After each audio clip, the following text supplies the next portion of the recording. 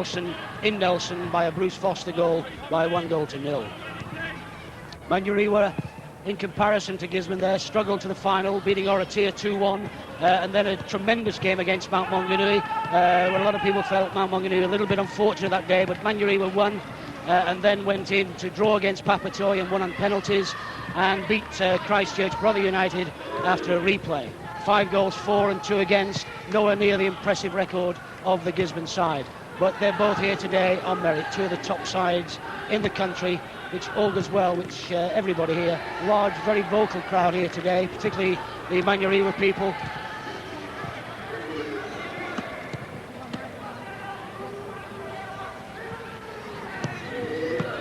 Steve Sumner there, back into the side after a 4-week suspension, talking to Coach Tillotson, a little bit concerned about the boys' match fitness, but I know Sumner's determination, and had it on good authority from Steve's wife that he was still awake at 3:15 this morning, and when he's in that sort of mood, he's in a very concentrated mood, and he will be one of the main factors. I think him, Garland and Price have not been playing in the last few weeks for Manurewa, but their return, particularly Sumner's, will have a great bearing, I'm sure, on the result of today's game.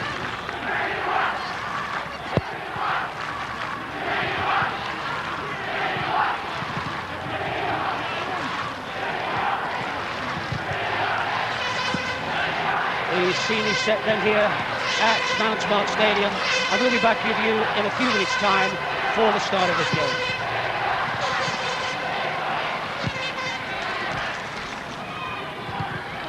And we'll have a look now at Doug Armstrong. We've had a chat with the 2 managers just a short time ago and find out what the managers had to say.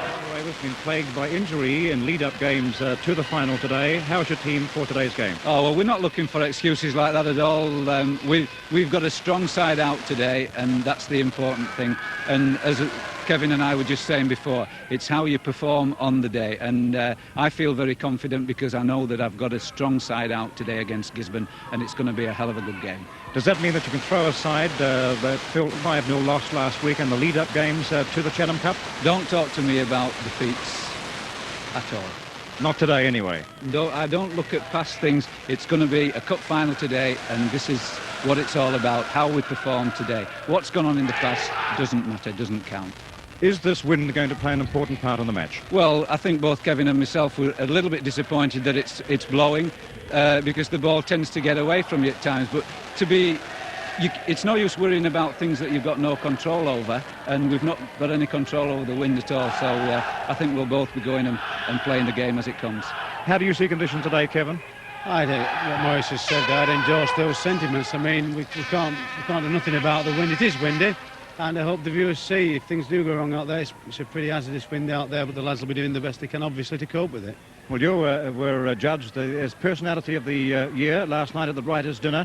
This one for you will be the cream on the cake, won't it? Well, it's been a great season for me, and if we can win it today, it's going to be a historical season for everybody in New Zealand because it's never been done before. So if we win today, I'll be elated. Well, congratulations to you in making the final, and the best of luck to you both. Thank you very much. Thank you.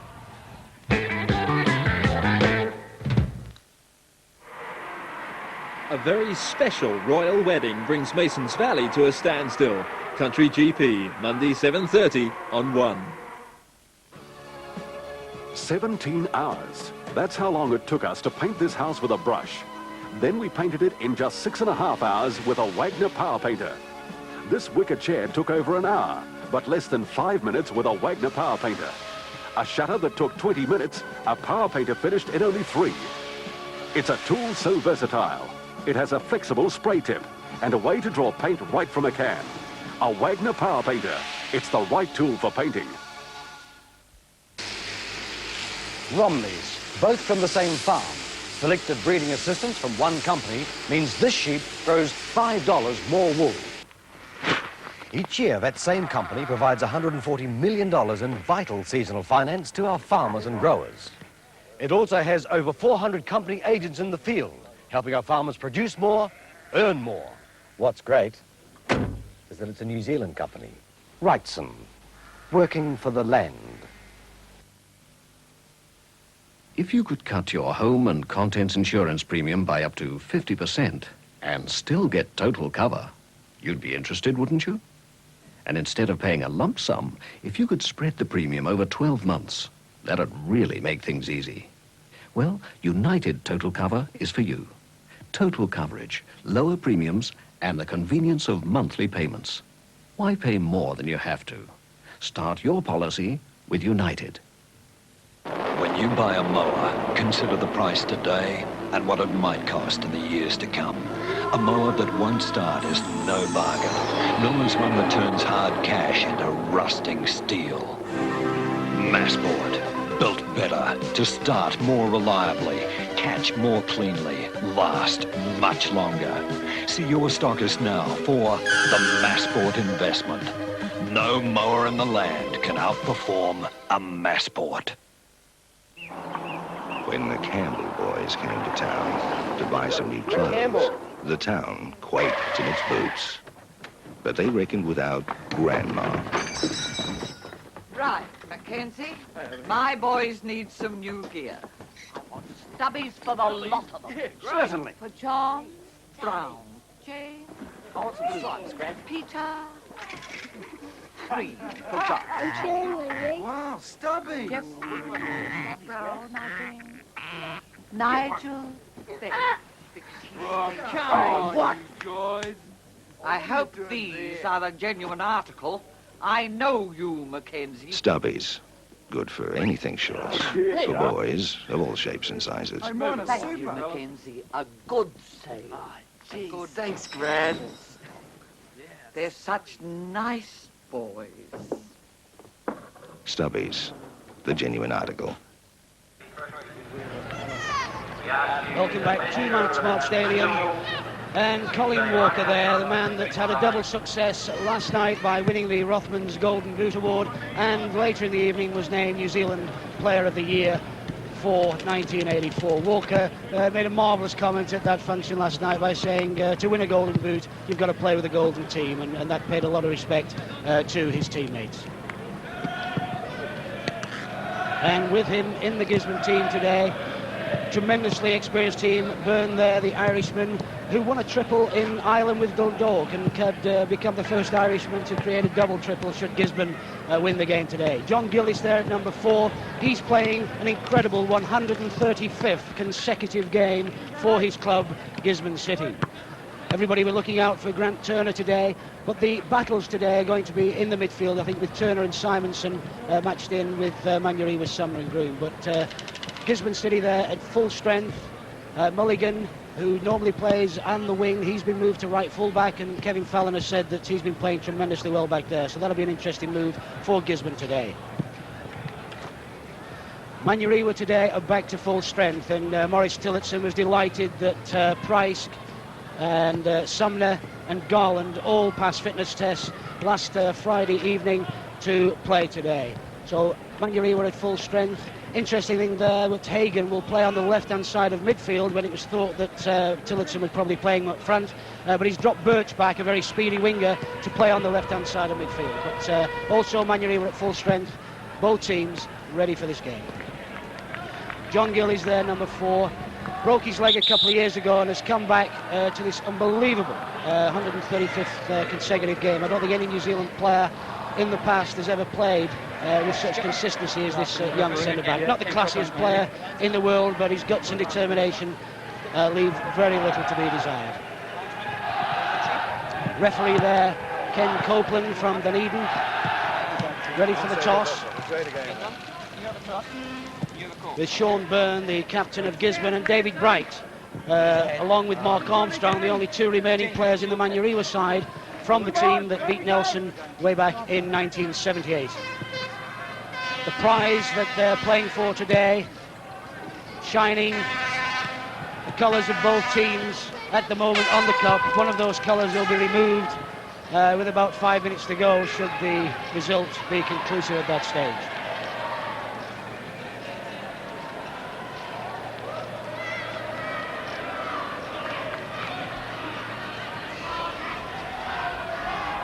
With me in the commentary box this afternoon, Earl Thomas, former international New Zealand player. Earl, you played in 3 Chatham Cup finals yourself. What's going through the players' minds now? players are very nervous at the moment, John, but as soon as the referee gets the game underway, they'll settle down, and I think we'll see a good game of football today. We've got the two best teams in the country, and they're both very confident. Gisborne lining up there with 3 men on the ball and 2 men pushed out wide, so Sternly going to push. Manurewa on the back foot, looking to attack from the start. A little bit of eagerness there by Price, commits the first foul of the afternoon.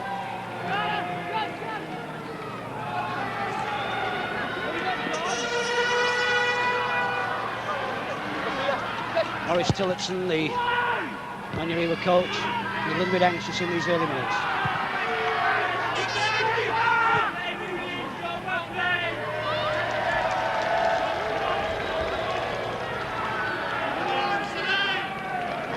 Fietsma just allowing the game to settle down, holding the ball, letting his players push deep upfield, and he kicks long.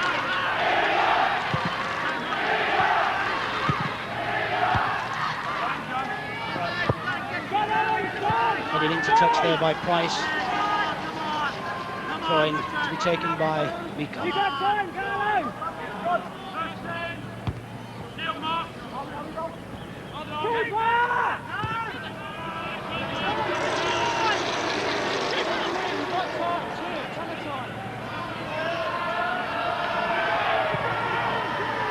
Ball from Gemmell there, looking for Birch, but Birch is failing to control.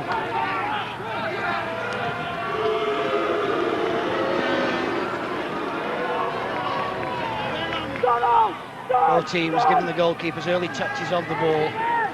Very important. The players get the feel of the ball very early. Johnny Noka now with the throw for Gisborne. Easily intercepted by Gemmell. Sumner now gets his first touch, nice on the ball. Kai playing an early ball in. Mark Armstrong there, got a good foot to the ball, but well blocked there by Finlayson.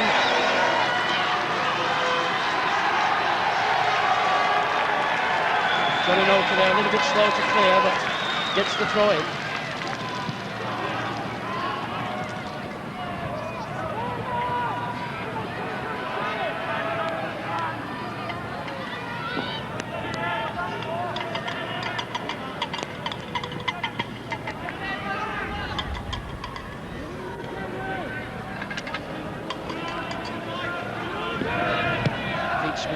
Former youth international goalkeeper for New Zealand. Trying to put Manurewa forward.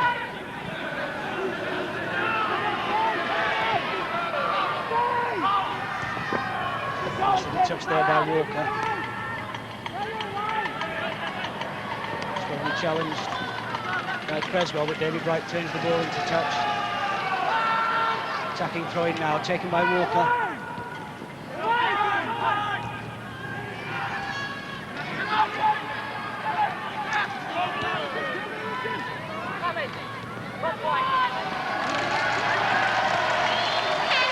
Both teams are playing it very tight, not a lot of space for them to build attacks at this time. Neither side settled down yet, John. Manurewa looked quite good going forward there. Mark Armstrong could cause a lot of trouble in that Gisborne defence today.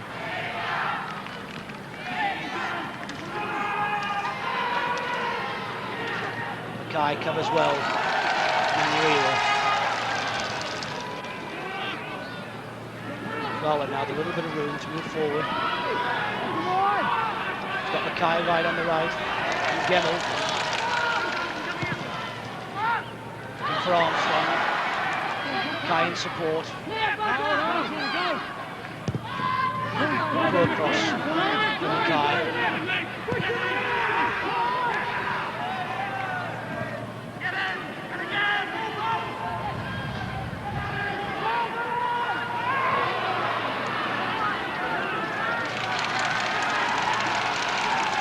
That's Hagen.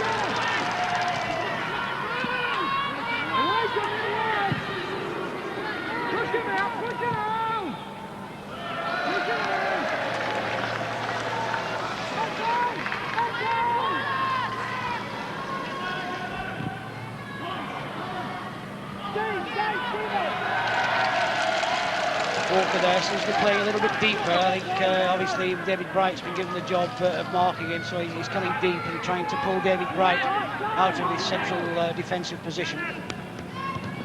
There's Walker now. This goes in. Header there by Peacock. Ball safely into the arms of Fietsma. I think that's Peacock. Took a little bit of a knock there. A good cross there by Walker. Easily got round David Bright.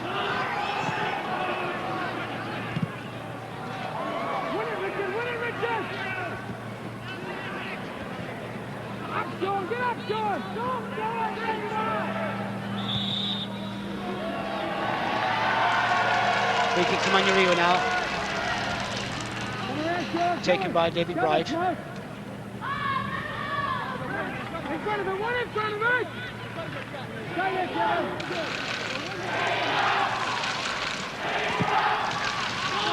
Long free kick, but too long, and safely into the hands of Finlayson. This move of Walker dropping deep Earl could pay dividends for Meacock up front.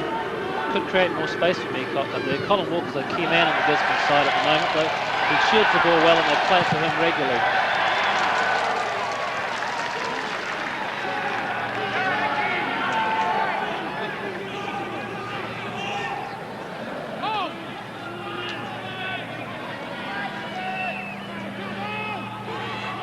Creswell comes out of that well and finds Walker. To Grant Turner. Long ball across the field. Mulligan now. A strong tackle there by Sumner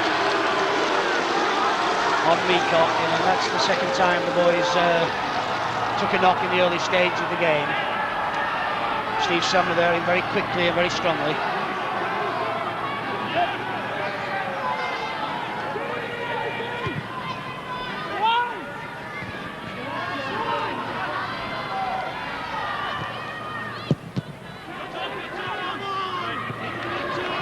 Hesitancy in the Manurewa defence there. 2 chances to clear and failed, and finally it's Groom that turned the ball back to goalkeeper Fietsma.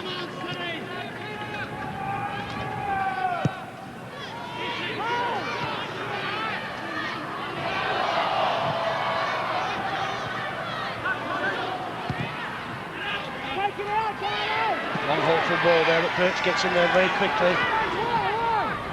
Caused a little bit of panic there in the Gisborne defence, but referee Ken Copeland rules free kick against Armstrong. Sean Brennan, the Gisborne captain, turns this long ball across to John Anoka. Finds Creswell.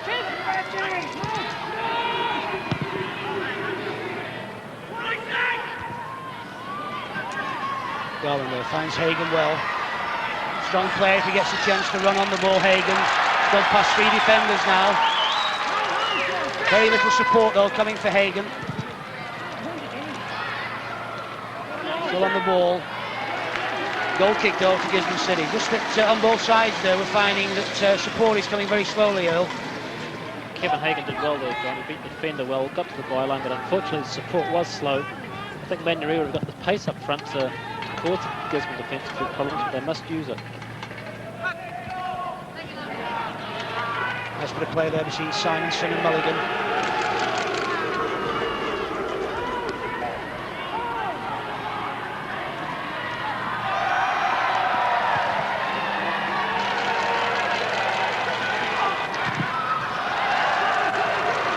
Gillison and Oka getting caught in a mix-up there, but again, no Manurewa player close enough to take advantage.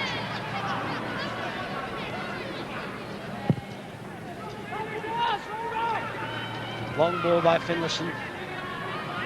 Groom now with a chance for Mackay to come forward. Well intercepted there by Anoka.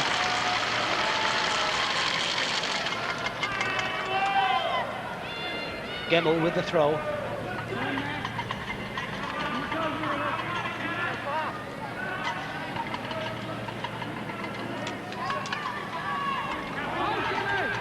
Long ball into Birch.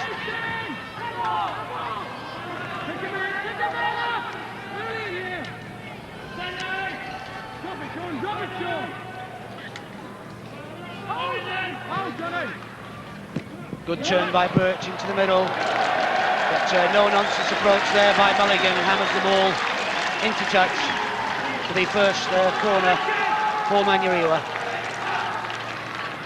10 minutes of play gone here at Mount Smart Stadium in the Lecoq-Splitty Chatham Cup final, and it's no score.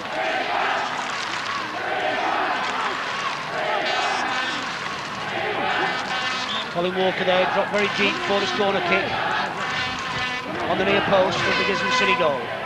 Birch with the kick. Hagan with a good header across the face of the goal, but Walker letters it pass safely. That'll be a goal kick to Gisborne City. Good corner kick there by Birch. Good corner that, John. Kevin Hagan actually got a header on that, and if they can continue heading balls into that 6-yard box, that they will cause trouble there. Yes, I think Manurewa was just going to get that little bit more movement in the box. Hagan headed that ball across the face of the goal, but was unable for anybody else to get on the end of it to put it in the back of the net.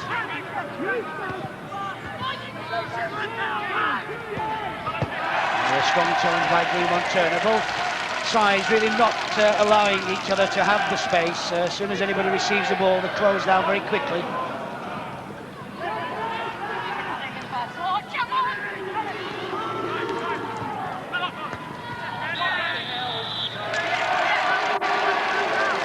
Free kick there for Manurewa after foul by Peter Simonson. Quickly taken into Bright. Taking no risk, and just plays the ball safely back to Feetsma.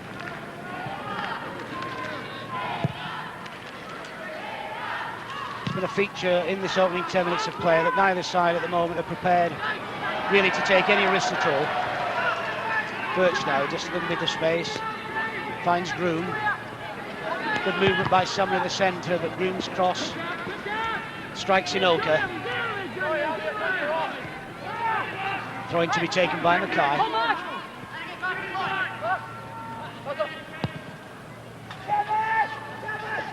Birch trying to wriggle his way through. Good cross there by Groom.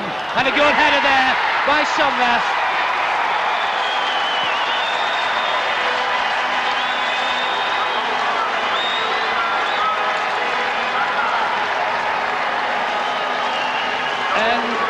Manurewa after 12 minutes of play take the lead. Birch did well to screen the ball. A very early cross there by Groom, and there was Sumner on hand, getting inside Shahed. A marvellous goal that gave Feetsma no chance at all. And the quality of the goal here certainly comes with the early cross by Groom. It gave the defence no chance to settle. He didn't hesitate, delivered first time. Sumner moved forward very quickly, got on the end of it. Finlayson caught flat-footed, and a brilliant goal there, Earl, by Steve Sumner. Steve Sumner doing what he does so well, John, is bursting into the penalty area and getting headers on goal, or strikes on goal. A good goal from Manurewa, and this game will really liven up now. Well, Sumner's return there after 4-week suspension, really a memorable day for him. Free kick on Sumner there by Grant Turner, getting a little bit excited now, the Gisborne midfield players.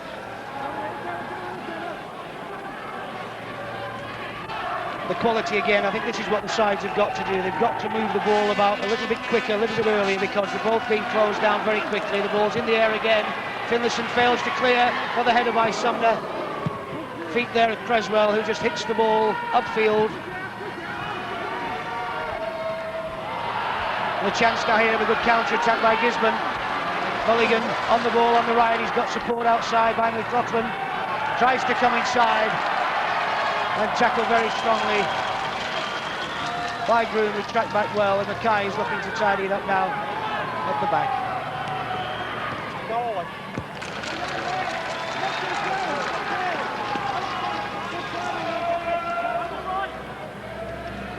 Creswell with the throw. Meacock turns well, chance of a shot, forced down by Bright. Sumner again now with a lot of space. Finds Birch. Mackay Wild pass there by Mackay, straight to the feet of Grant Turner. Leacock away on the right now for Gisborne. Loves to run with the ball, this player, but it's been his downfall already a couple of times in this first half.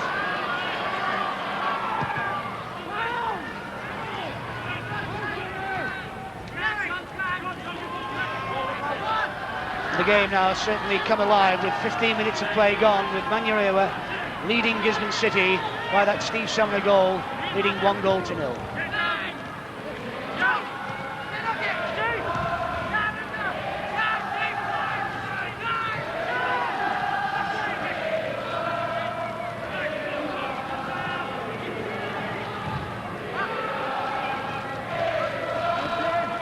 Manurewa now pushing the ball about quite nicely. I think they've learned from Groom's delivery on that goal, though, that if you're going to be shut down tight, you've got to move the ball early, and Groom certainly did that. The ball has to be moved early, James. Michael Groom did it well on that goal.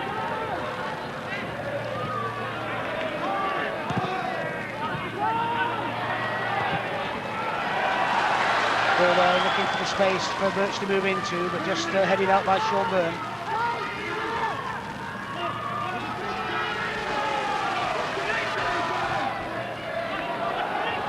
Nice run forward there by Simonson, but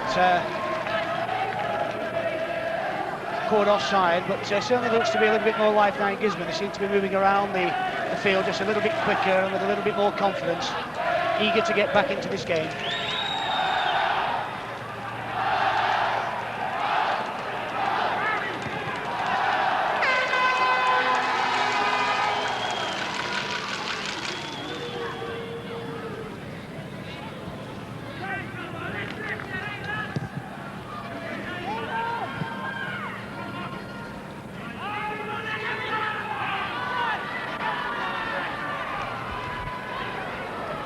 Manurewa defence certainly bottling up this middle. There is obviously a lot of concern about Walker and Leacock up front for Gisborne, but they've got Bright and Garland playing very well, and Sumner drops back into that space very quickly to just bottle it up and not allow these two players to get going. Free kick to Manurewa, a little bit of a foul there by Sean Byrne on Kevin Birch. Maybe Bright will take the kick. Sumner's moved up, Hagan's in there. Angle towards Hagan, gets up across the face, but Byrne just beats Birch to the ball.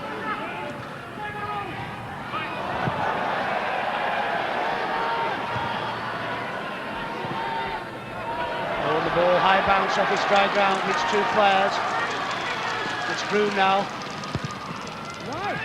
Nice ball into Armstrong. It's Grant Turner that gets it away.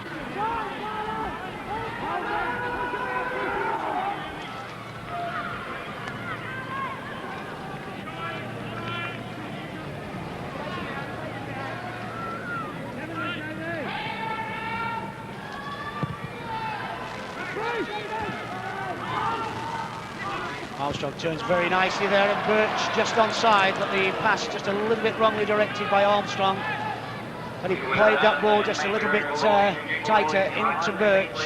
Very interesting situation, because the Gisborne defence hesitated there, thinking that Birch was in an offside position, but the flag stayed down.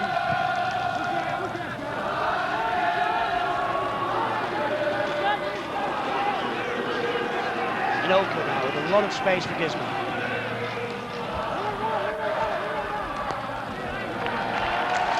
Looking for Walker, but Garland sweeping very calmly at the back. Very experienced player, Garland. Leaving on Tuesday with the national team for their tour of Fiji and Europe.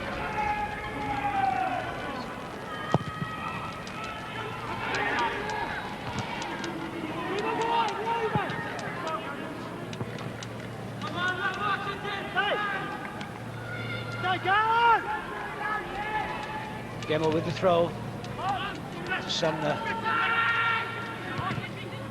Nice ball from Groom into Armstrong.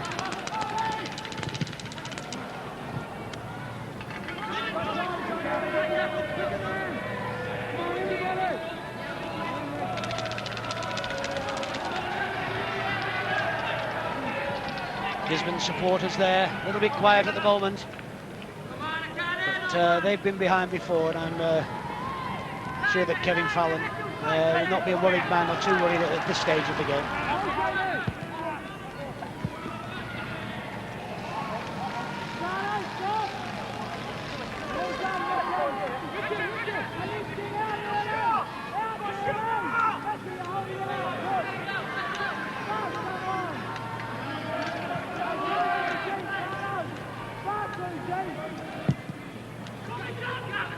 Minutes of play gone here at Mount Smart Stadium. Gisborne in possession with a very timely interception there by Gemmell.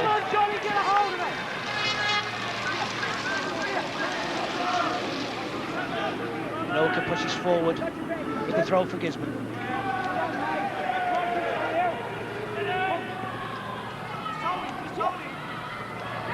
Meacock again, lovely ball player Meacock, which tends to overdo it at times. Byrne linking up with the attack. Chance now for Manurewa to break. So again, players getting caught, carrying the ball.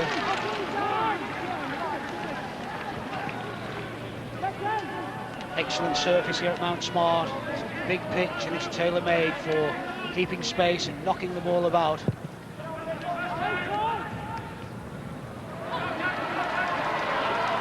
Walker there beat by Gale, but retrieves the situation very, very quickly and very well, and then brought down by Mackay.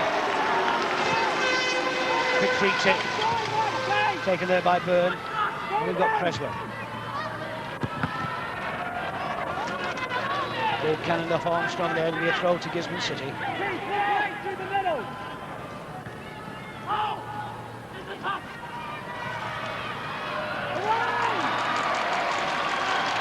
Groom at the back, they're helping the defence out. The tackling of the Manurewa back four and midfield has been quite superb in this opening 20 minutes.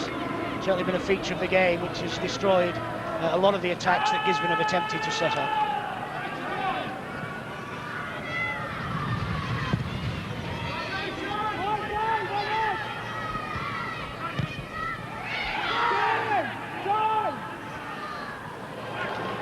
Groom almost turns team into trouble there, looking for a little back pass, was nearly intercepted, but Manurewa retained possession with Birch. Strong challenge there by Noka. There's certainly no love lost between these two sides, but it's being played in a very fair manner, but a very, very strong manner indeed today, very physical.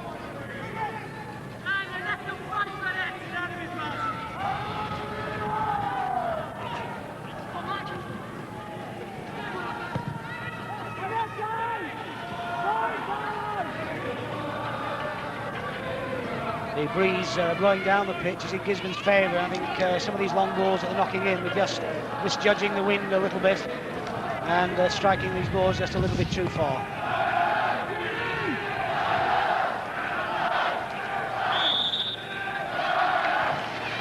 Free kick there by Mike Groom on Grant Turner.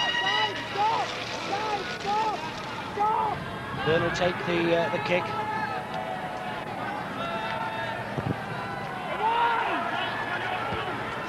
Through, but it's intercepted by Price, ball into touch on the far side of the field now for throwing for Gisborne. That's Walker. Nice little touch. Simonson, but he can't get the cross in, but it comes off Gemmell. It'll be a corner kick to Gisborne City. Their first corner of the game with 24 minutes of play gone in this first half of this the Sportive Chatham Cup final at Mount Smart Stadium.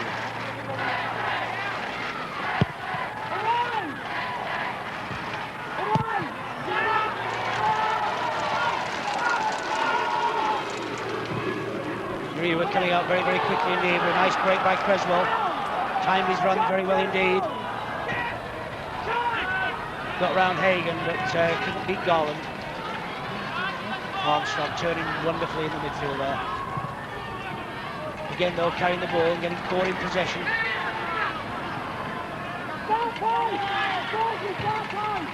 Mulligan looking for Meacock.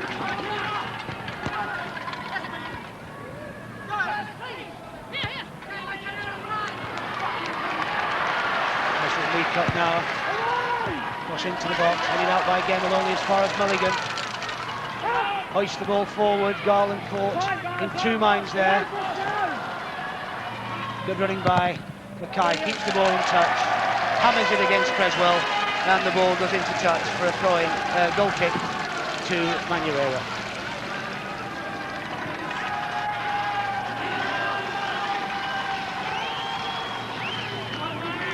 25 minutes of play gone now, Earl, and I think that Gisborne are not effective down the flanks. I don't think Creswell's getting forward enough, and with Walker and Meacock getting bottled up in the middle, I think they've got to use the flanks a little bit more.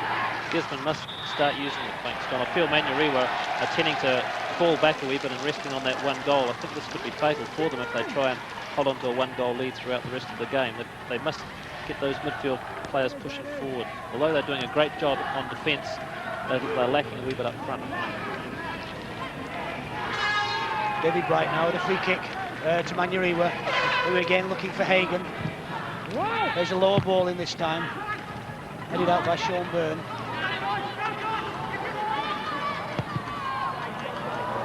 A long ball there by Gemmell. Back to goalkeeper Friesman. A very strong win here today, but certainly having some effect on the players, with Gisborne got the breeze at the backs. Which, funnily enough, I think going against the wind in the second half will suit Gisborne City a little bit better.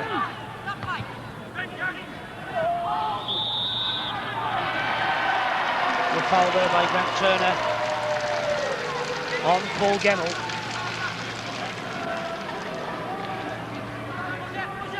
I think Grant's getting just a little bit anxious now. He's covering a lot of ground. He's trying to get into players very quickly to give Gisborne City ball possession, but he's getting in a little bit early or a little bit late and giving one or two free kicks away. Gemmell finds Sumner. Force back now. It's David Bright with a chance to play the ball forward. Early run there by Hagan, caught well offside.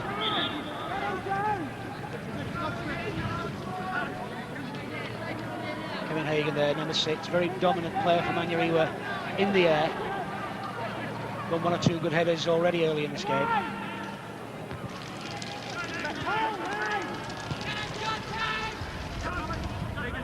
John Price now into Hagan, but again caught looking to hold the ball. Mulligan, who is used to playing there, he is a winger, comes in nicely. Doesn't risk the left foot, but a chance for Grant Turner there. Didn't get hold of the ball well and drove it wide, but didn't hit it with anything like the power that we know this player is capable of striking the ball with. He'll be very disappointed with that shot, because Mulligan set him up very well indeed, right in front of goal, but pulled the ball wide of the far post there with his left foot. Would have expected better things from him there.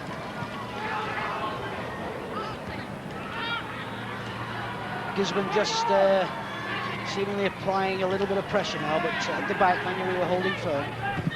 Nice little break now by Mackay, streaking in. He's got Mark Armstrong free in the centre circle, turns it back. It's Sumner coming in, tucks it away, 2-0.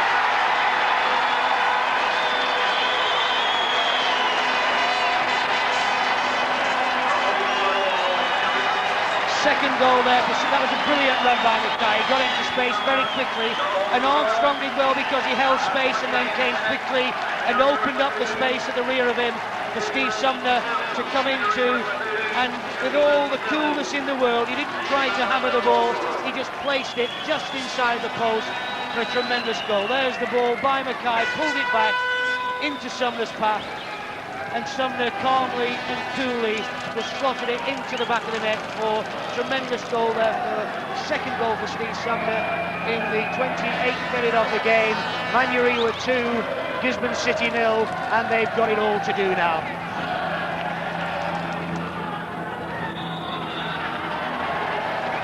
We was just talking there, Earl, about the pressure that Gisborne was just beginning to apply, and a tremendous break by Mackay in the first place. It was a tremendous break. A typical example of one team putting all the pressure on John and the other team breaking away and scoring. 4 marks to Manurewa, they did well there. Keith Mackay did great to get to the byline, and it was a good ball across. And Steve Sumner once again goes into that penalty area, put it away very well. That's really set the Manurewa crowd alight here at Mount Smart Stadium. Price now with the free kick into Armstrong. Was looking for Mackay, doesn't find him.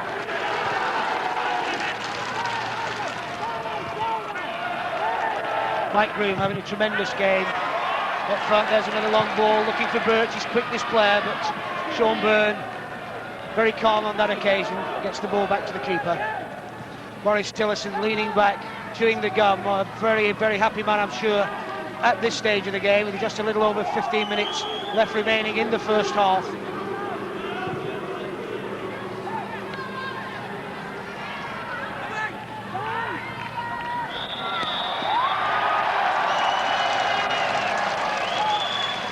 Once again, they're a little bit anxious, Colin Walker and Meacott, fouling David Bright, and certainly signs of this now at Gisborne. They know they've got to get the ball, but they've got to keep it for longer periods, and as soon as they leave it, lose the ball, they're getting in very, very quickly, but referee Copeland says they're coming in offences while they're trying to win the ball. Quick ball there by Creswell into Walker, finds Meacott. Grant Turner's hit a good run in the penalty area. If the ball can be delivered, but slowed up again. Inoka now moving forward from full-back, looking for a little 1-2, gets it. David Bright in quickly, in low. Strong tackle there by Bright. Look to he got to the ball first, and a little bit of a follow-up, I think, by Inoka. Just caught him on the shin. Looks in a little bit of pain at the moment, but play goes on. Manurewa in possession with John Price. Looking for Hagan, but the ball played too far forward. Bright still down on the Manurewa, edge of the Manurewa penalty area.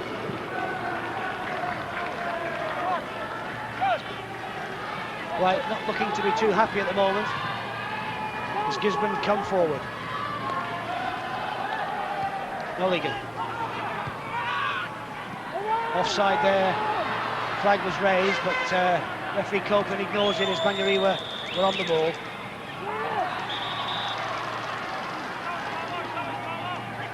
And now again will be held up for treatment for Bright. Manurewa trainer there, Bevan Hoff,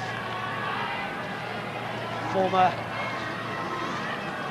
New Zealand Kiwi rugby international and Commonwealth Games representative for New Zealand, physiotherapist at Manurewa.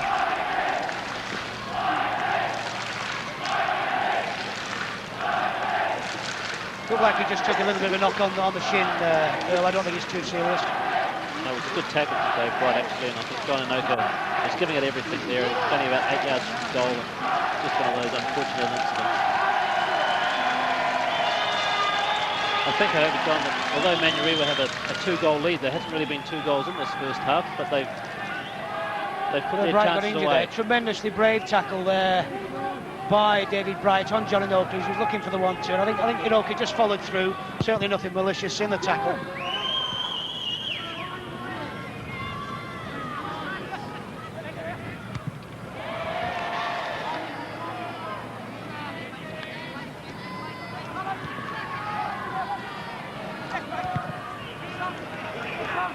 Tussle there between Sumner and Mulligan, and finally Sumner forces Mulligan to play the ball back. Excellent defending there by Steve Sumner. Good pass there, well intercepted by Birch from Inoka. His final pass is just going astray. There's another one. It's giving possession to Mike Broom. Good ball in from Mark Armstrong. He's looking for support. He hasn't got it. He's forced to hold it. And when it finally came, Armstrong had just delivered the ball too soon, but I don't think you can blame him for that. He was looking to beat Finlayson on the far post. Great run in through there. He looked up, there was no support. He was forced to hold it and then tried to just drop the ball in on the far post as Mackay was coming in. But another good break by Manurewa, and now it's Mackay coming forward again. Long cross ball. The ball just drifts over the Gisborne crossbar. Be a goal kick. for Gisborne City. Disappointed there, Mackay, because he had a little bit of space there and a little bit of time to get the cross in. And again, it was Steve Sumner and Hagan arriving very quickly on the far post.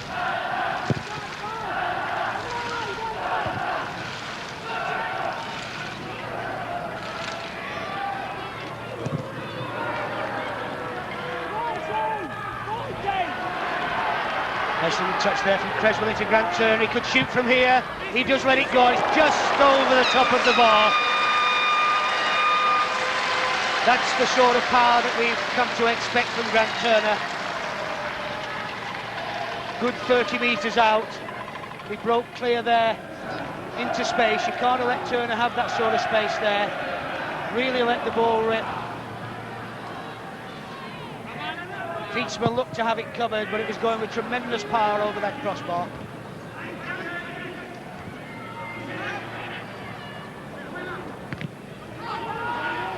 Sumner to Armstrong. Now with Hagan. He's drifted out again. He plays the ball in very, very early indeed, but a little bit too close to goalkeeper Finlayson on that occasion. But these early crosses are causing problems to the Gisborne defence.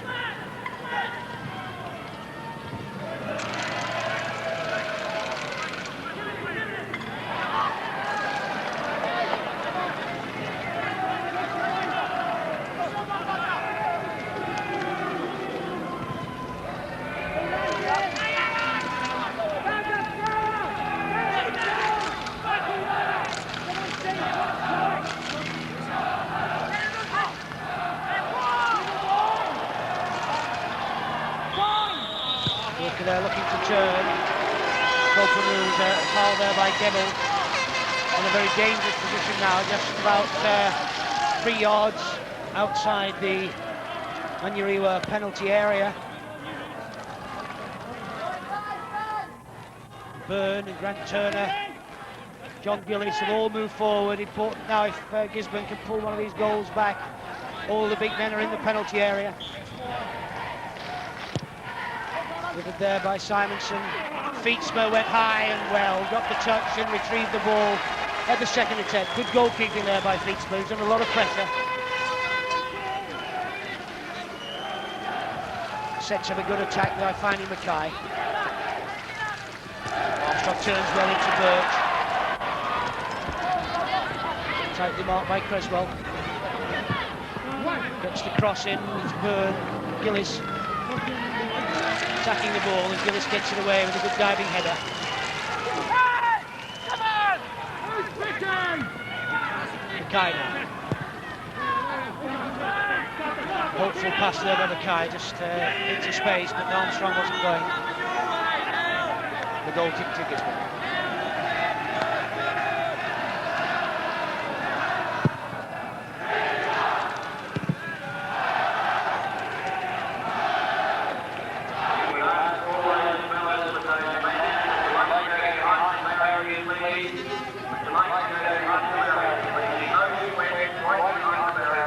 Turns well, finds Birch. He's got Hagan on the far post, he looks for Hagan. Hagan comes in strongly. Gets a little touch on the ball. Well kept in there by Finlayson. Looking to get Gisborne back on attack as quickly as possible. As time runs out in this first half, I'm sure Kevin Fallon would like to see Gisborne with a goal on the board before half-time. Trailing Manurewa 2-0.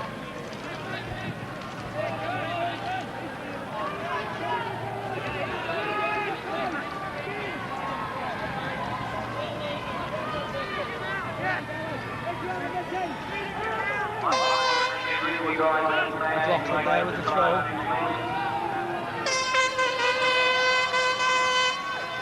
This one there, just gaining just a few yards. Walker comes in quickly.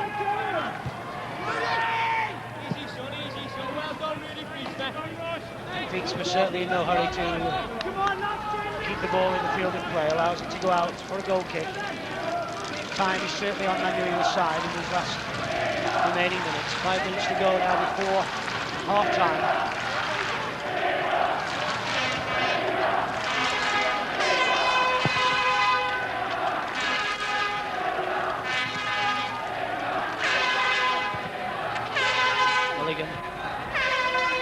looking for Walker, but Bright in a game very, very quickly indeed. Bright's had an excellent first half in the heart of the Manurewa defence.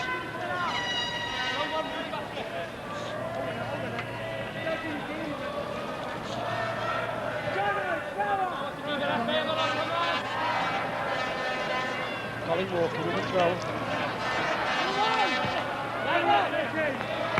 So Mike Green there beats Grant Turner to the ball. There'll be a corner to Gisborne City.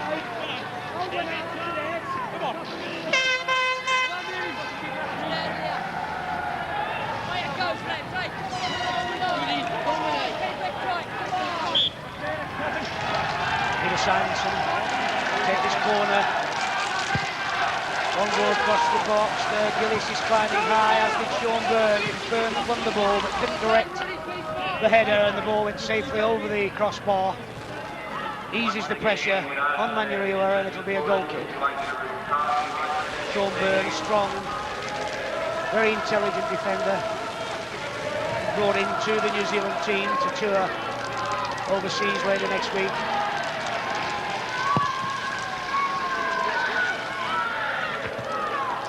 Hagan standing off. Nice little touch again by Green into Birch. Sumner early ball. Milked it out there by Gillis.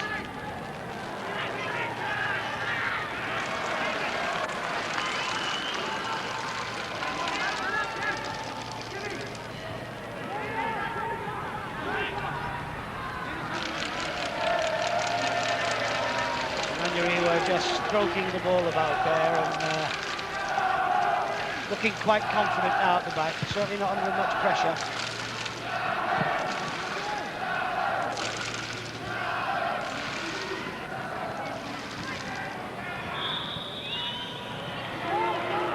The foul there on Grant Turner.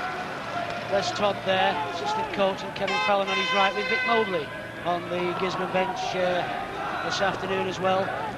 A little bit of concern.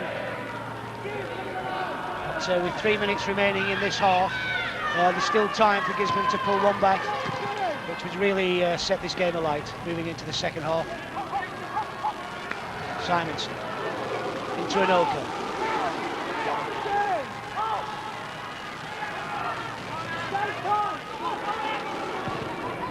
Good cross there by Anoka. Goes to the ground, but it's the foul on Garland by Byrne. Byrne really pushing forward quickly from the back, trying to get extra numbers forward for Gisborne to try to cut this lead down in this last remaining couple of minutes before half-time.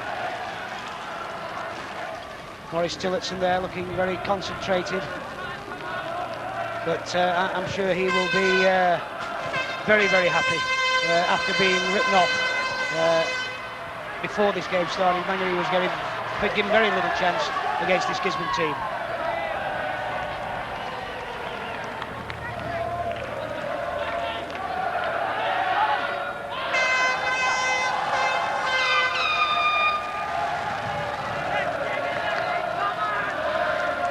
The last 2 minutes of play now in this first half, and Price with the throw from Manurewa. Mulligan, Field with a wild kick there by Garland, who keeps Gisborne City on attack.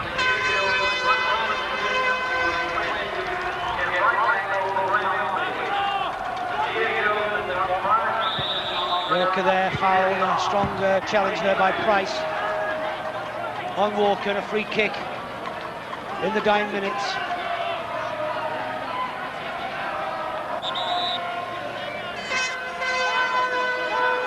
Peter Simonson, the whole of the Gisborne City team has moved forward again. Rich Fietsma, safe and cool in the Manurewa goal. Clutched the ball very, very cleanly. Young goalkeeper this, got a great future in front of him. Struggled a little bit in the middle of the season this year, but certainly come very sound today. He's made no mistakes at all. To get another free kick to Gisborne City there after foul by Kevin Hagan.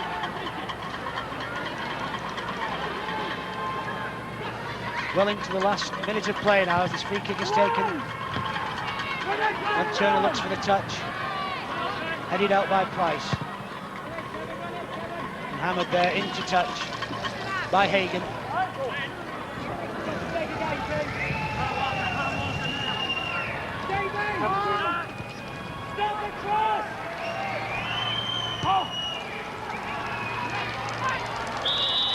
The flag there for a foul this time by McLaughlin on Price. And time is just about up on the clock. Maybe just a little bit of injury time in that first half after the injury to David Bright.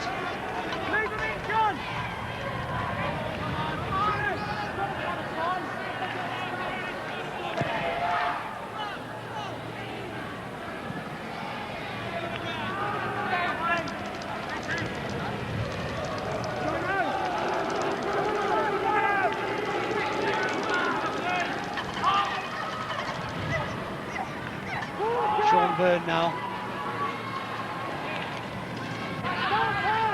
finds Mulligan. Mulligan cuts in.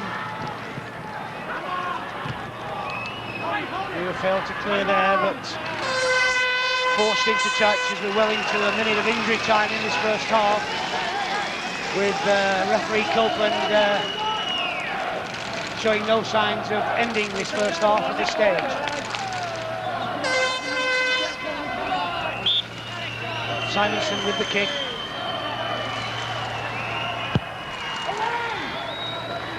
For Grant Turner gets a touch. And Ken Copeland ends this first half of the Lecoq-Spury Chatham Cup final with Manurewa leading by 2-0 with both goals scored by the Manurewa player there in the shot, Steve Sumner. Goals coming after 12 minutes. Little header there after a good early ball by Mike Groom, and a second beautifully taken goal by Sumner after cross by Mackay. The happy supporters there of Manurewa, and a well-deserved lead at half-time, Earl. Yes, John, Manurewa 2 goals up. It's been a fairly even first half, I feel, though, but Manurewa have had 2 chances. Steve Sumner's put them both away, and this has been the difference between the two sides. By the same token, Manurewa defenders haven't let Gisborne actually create a clear-cut chance on that entire 45 minutes. Well, there we are with a half-time score 2-0, and we'll be back to Mount Smart Stadium very shortly. All right, thanks John Adshead and Earl Thomas at Mount Smart. Now the latest from the other major sporting occasion in the country this afternoon, that's the promotion relegation rugby match at Nelson Park in Hastings between Southland and Hawke's Bay. Southland leading Hawke's Bay with half-time almost up by 9 points to 3. They've just scored a try through Bruce Pascoe. Brent McKenzie has kicked the other points, so it's 9 points to 3. Southland leading Hawke's Bay at half-time, remembering, of course, that the winner of this game gets a place in Division 1 next year. The other major sports news from around the country, just very briefly, Brian Fowler, who was 4th in this morning's stage from Lumsden to Queenstown, now has increased his overall lead to 17 seconds over Jack Swart in the Rothman Cycling Tour of Southland. And the New Zealand Olympic marathon runner Mary O'Connor of Canterbury has won the women's title at the National Road Running Championships in Christchurch this afternoon. We'll be back in just a moment.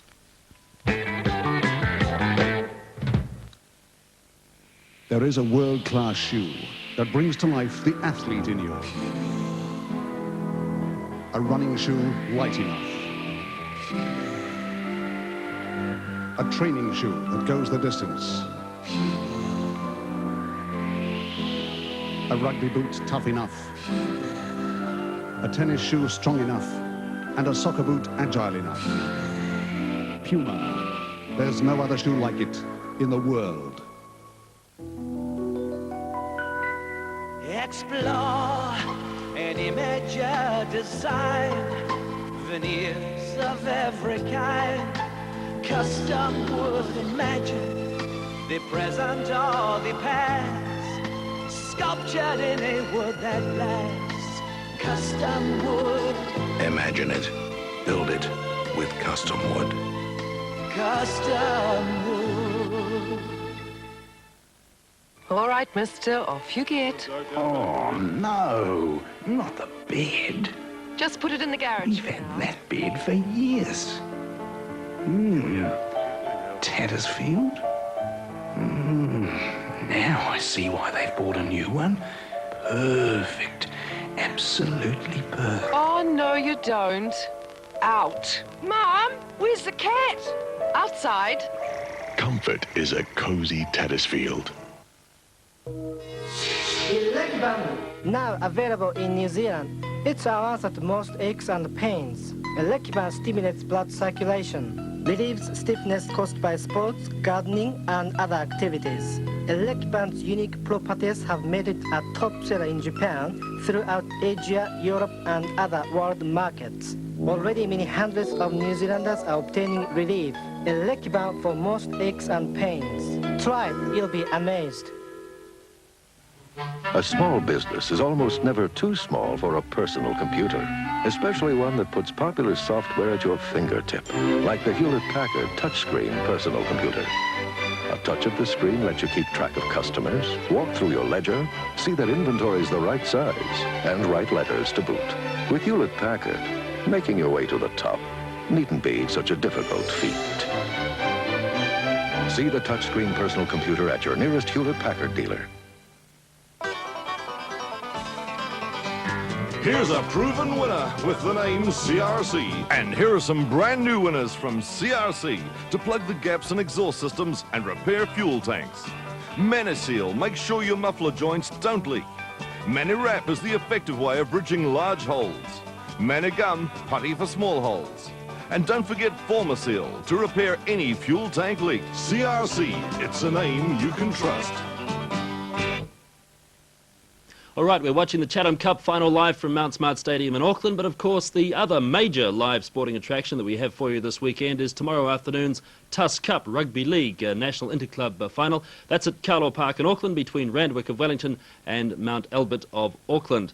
And let's now, just as a bit of a tease for tomorrow afternoon's match, let's go back and take a look at last year's Tuss Cup final briefly, the game between Randwick of Wellington. And last year they played Otahuhu in the final. The commentator was Tony Palmer. Club foot Walter's pony. Real workhorse. Owen Wright showing that elusive running style. Owen Wright. Oh, beautifully put in Philip Lee. Forward. The Otahuhu crowd didn't like that, but the referee was in position just slightly forward. And in rugby league, if you accept a forward pass when you're in front of the man, it is a penalty to the other side. So Randwick get out of deep trouble then. Philip Lee was home and hosed except for the forward pass. Just having a look at the replay again. Owen Wright it was with that elusive running style, making the break, setting up Phil Lee into a gap, but the pass was ruled forward. 17 minutes in the first quarter gone on the clock. Remember, they stopped the kicks, stopped the clock.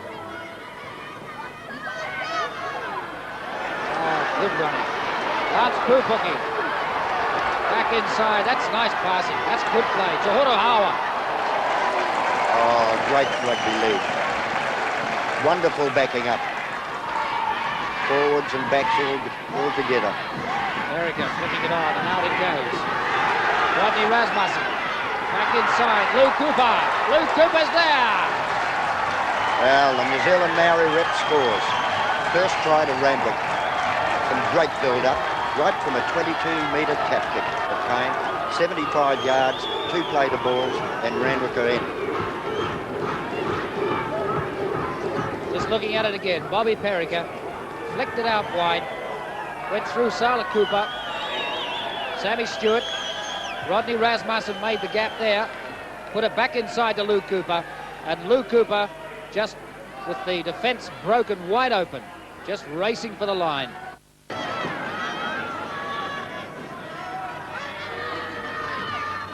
Still liking to run it. Lance Pupuki. Lance Pupuki getting away from the defence. Oh, beautiful. Puts the Apple Kue in the big gap. Nice backing up from Randwick.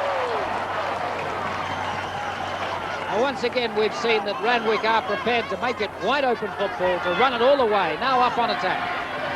Their backing up is tremendous at the ball carrier. George Leipold. Back inside him, and that's a good try to Joseph Leipold. Try number 2 for Randwick. Joseph Leipold running off the fullback, George Leipold. Well, Randwick has split the Otahuhu defence wide open in the last 2 minutes. Just looking at it again. Flicked on by Sammy Stewart through Snow Waihi. Oh, nice play. George Leipold looking inside, one-handed pass, and brother Joseph Leipold there to finish it off. Remember, they're playing against 12 men for the next 10 minutes. Tinatilia trying to go inside there, trying to use his strength to get across. They've got them wide open on the outsides if they'd use the ball. Simon. Oh, nice running from Owen Wright. Good try, Owen Wright. Sustained pressure on the line from Otahuhu. There he is, the man with 7 stitches in his eye, well bandaged. Owen Wright, Kiwi and New Zealand Maori representative. And this year, the best and fairest player in Auckland, and won a trip to Los Angeles and Honolulu. So 2 tries to 1 now. Let's just have a look again. Walters flicking it up. Simons. Owen Wright running off him. Picks up the ball nicely. Had a little bit of a gap there. Busts through in the tackle and dots it down. Owen Wright. Characteristic try-scoring fashion. Rosa. Oh, Rosa. What a runner. What a superb player at setting up play. He's now a veteran, but there's marvellous balance. Walters out to Owen Wright. Owen Wright, the try scorer. Still gets the pass away, even when he's held. Peter Simons. Simons gets the try. Otahuhu even the scores in terms of the tries and go ahead of Randwick. Be very strict on that today. They'll run it. Owen Wright. Roger Rota putting John Zwarted. What a beautifully set up try. Roger Rota once again the playmaker in this Otahuhu side, and what a perfect inside pass to John Zwart. Put him in position absolutely perfectly. Well, there's the combination that we spoke of before the game started. Roger Rota and John Swart. Swart, the hard runner, Roger Rota, the artist, and the perfect time of the pass. Have a look at this again. The way it came and the vital pass from Roger Rota through Phil Lee. Owen Wright. Wright flicks it onto Rota, and Rota once again, just the perfect placement and timing of the pass, and John Zwart, the strong runner, coming back inside with the sprint to the line. Certainly John Zwart is a good finisher. Certainly he has had some excellent games in recent weeks, but once again the credit must go to Roger Rota. What a perfect pass, obviously considered pass. Tinatilia. Oh, what a powerful man Tinatilia is. Great pen, good pace, what a superb pen, juggling the ball, still going, great Tinatilia. What amazing pace. Oh, superb. What a superb try from Craig Tinatilia all the way. Bending and juggling the ball and bending some more and showing amazing pace for a big drop forward. 16.5 stone of dynamite and pace. There he goes. He's inside his own half at the moment. Changing the ball, fending. Gorgeous lead. Here he goes again. And he fends him too. Changes the ball again and fends him. Baubles, fends him. Still going. Now he sights the goal line. There's a real big man running on the last fend. My try, says Frank Tinatilia.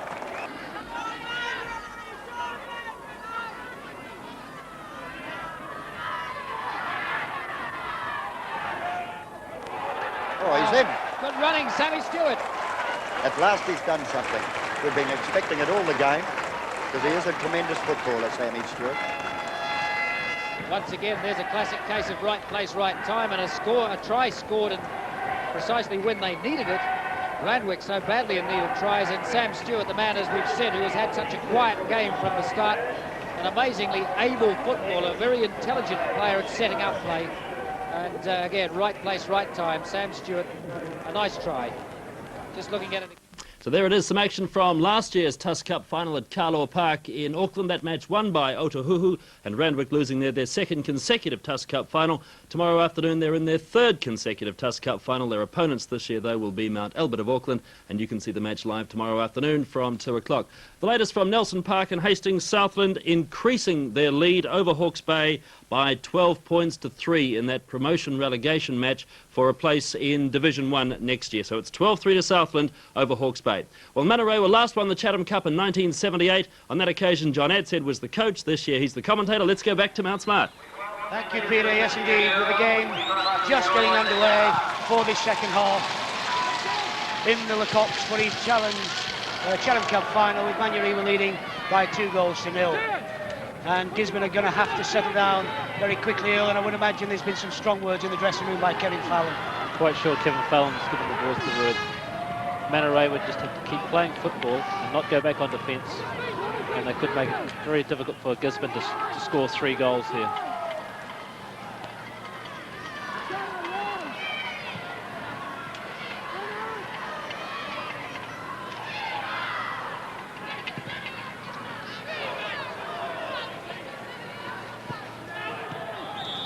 Kevin Birch there, just caught offside, moving backwards as Steve Sumner played the ball in. 2 men on the field of play for Manurewa this afternoon. David Bright and Mark Armstrong were both in the team that had the victory in 1978. So they're looking for their second medal this afternoon. And there's a mistake. Oh, and a dreadful mistake there by Gemmell. And the ball fell to Walker with a very easy scoring chance, just the goalkeeper to beat. But the ball was driven wide, and a let-off there for Manurewa in the opening minutes of this second half.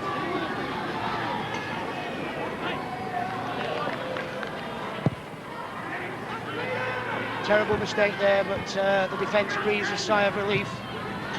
But it could perk Gisborne up just that little bit.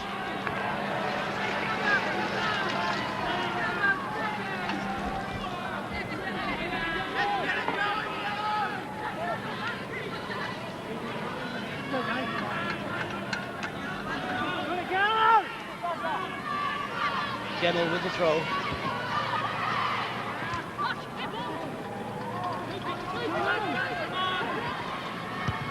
Walking out, good early ball. Played forward, but Garland passes onto it very quickly indeed. Sweeper there for Manurewa. Fails to clear it cleanly, but the ball comes off the head of Walker, and it'll be a goal kick.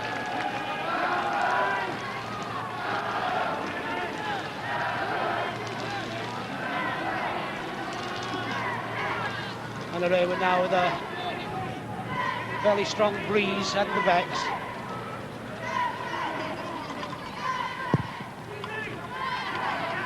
Pete Smith there getting a little bit more distance than he did in the first half. There's foul by Groom on Grant Turner.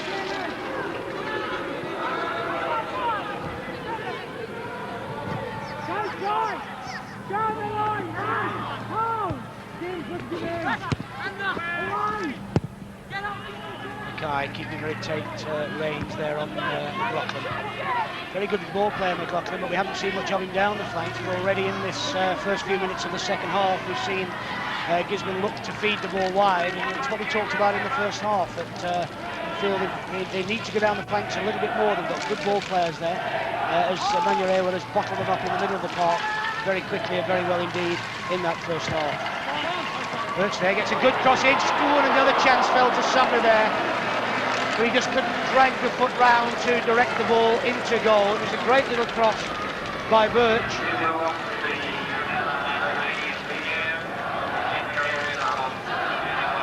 Birch there wriggled his way round very quickly, got a good cross in there. It was palmed away by Finlayson, and Sumner there just a little bit off balance, and he just couldn't drag the ball round, so let off for both sides in these opening minutes.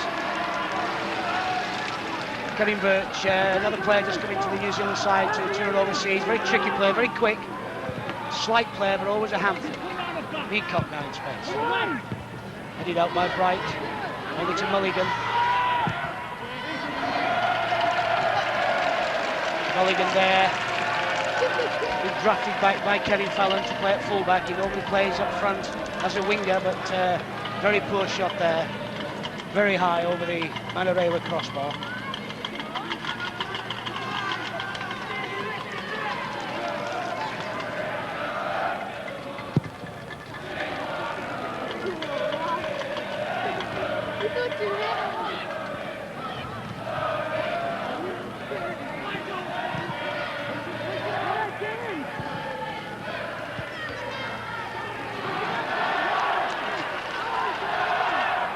Turner moving forward. Good tackle, strong tackle by Hagan, but he's put his goalkeeper in trouble. Chance here for McLaughlin. Garland got across very, very quickly and very well indeed there to save the Manurewa goal. Hagan did well early on, but then pushed a very silly pass back to Fietsma.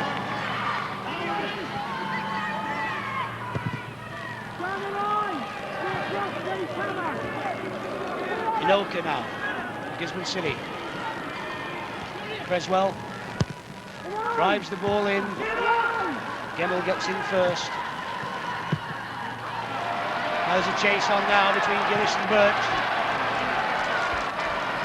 Will Birch looks to turn the ball inside, but Gillis did well there. Didn't get too close to Birch, which was the right thing to do. And as Birch attempted to turn, Gillis was in a good position, just helped the ball back to his goalkeeper, Finlayson.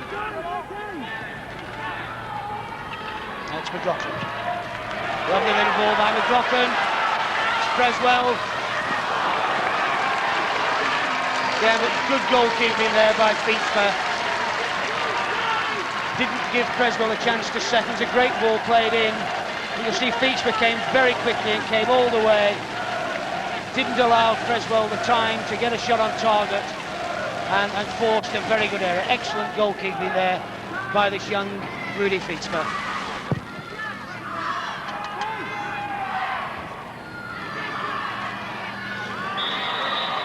Hagan taken rather high there by McLaughlin.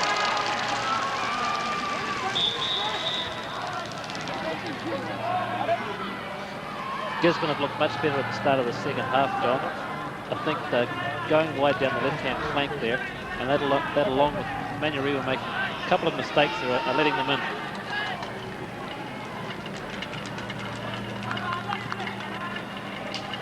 Injury there to Kevin Hagan.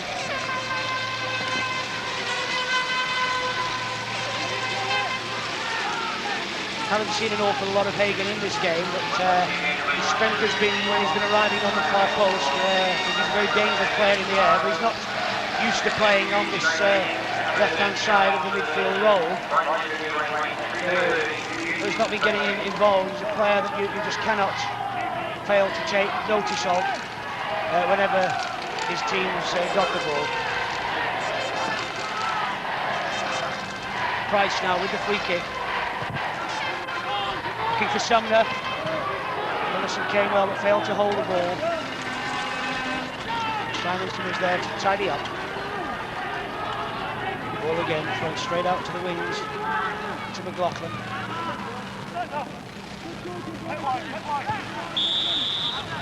Simonson there just carried a little bit too much by Sumner. Referee gives a free kick to Gisborne.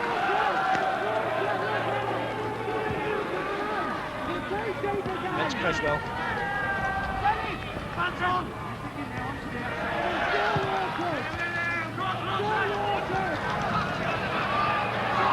A bit of a tangle there by Gisborne defenders. That's Beacock.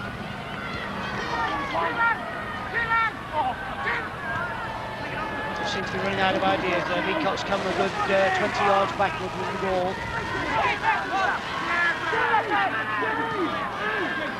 Bit of momentum lost, but lovely take by Walker, turns quickly. Oh, and there must be very controversial decision there. Very controversial decision. There was a player offside, but Walker really didn't release the ball, and the ball really has to be passed forward before a player can be offside. But Walker turned brilliantly, flicked the ball over the head of Garland there. We can see the players offside. But I think that's going to be a very controversial decision by Gisborne, because I would certainly feel that Walker was still dribbling the ball, Earl, and never released it really. I'd agree with that, John. Colin Walker there showed a real touch of class, the way he actually controlled the ball, flicked it over the defender's head and still put it in the goal. He never lost possession of the ball. Yeah, very interesting decision indeed. Certainly the flag went up quickly, and we're not disagreeing with that. There was a player in an offside position, but you know, the ball has to be passed, and I would have certainly interpreted that the ball was not passed. But however, referee Copeland is the man in charge, and he's disallowed it, and Gisborne City are still losing by 2-0.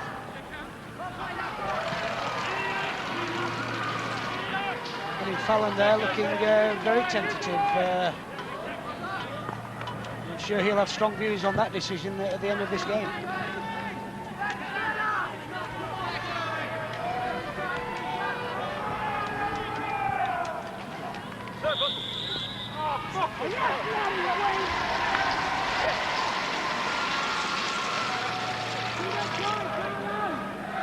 Free kick now to Gisborne for a foul by Steve Sumner.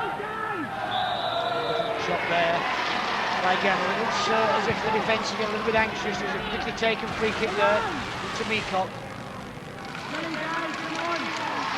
So Gemmell came across very quickly on the cover, forced the ball into touch.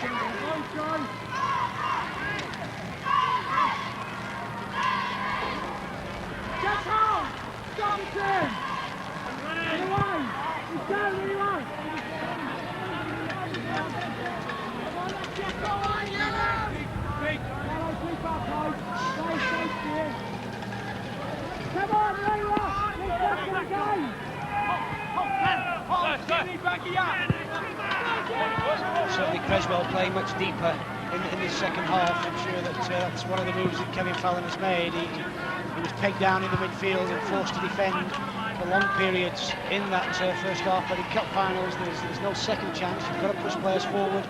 And I'm sure this is what Fallon said at half-time, for Creswell to get up front a lot quicker than he was doing in the first half.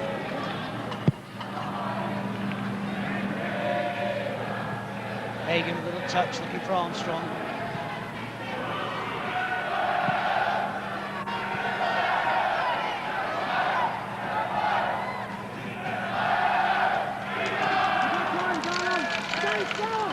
Gisborne there by McLaughlin.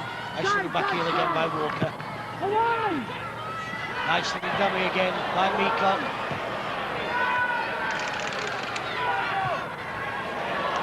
There's Creswell in space on the left. Walker's gone into the far post. Here's Walker moving in, but just can't get in quickly enough. And the ball drifts harmlessly across the face of the Manurewa goal. The goal kick. Colin Walker there, set the attack up, did a beautiful far post run, but the ball just not directed into his path by Ken Creswell.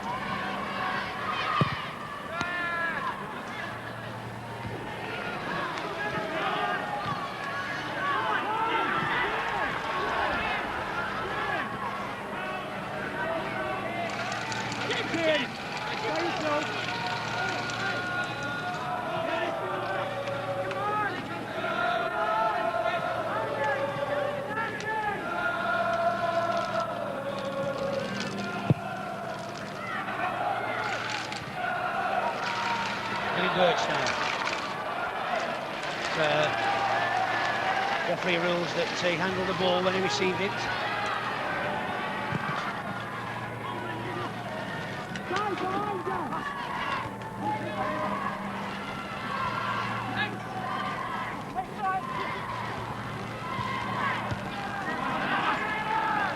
The marking again there by the Manurewa team. Very tight indeed. Not allowing the Gisborne players to receive and turn.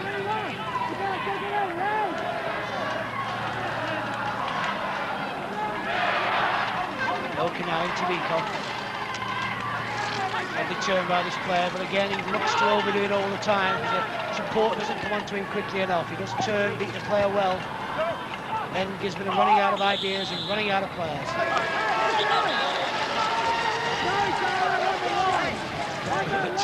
With Buster Mackay. Ex-Gisborne City player there, Mackay, now playing for Manurewa. A chance here.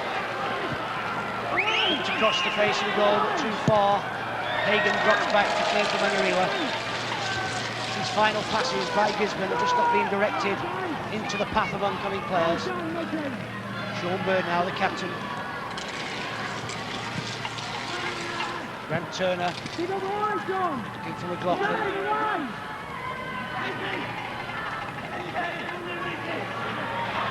Peacock looking to get the cross in. Once again, delays it too long. A chance now for McLaughlin. Only finds Kevin Birch. Birch just relieves the pressure with a long ball downfield and it'll go all the way back to Finlayson. 15 minutes of play gone in the second half. Manurewa still leading by 2-0. I think they've handled this first 15 minutes well, Earl. Manurewa are still defending extremely well, John, but I feel that they must try and push forward and still play football in the attacking half of the field. They rely on staying back and trying to cling to the 2-goal lead. Gisborne could score and come back. But 2-1, we've got a different game in our hands.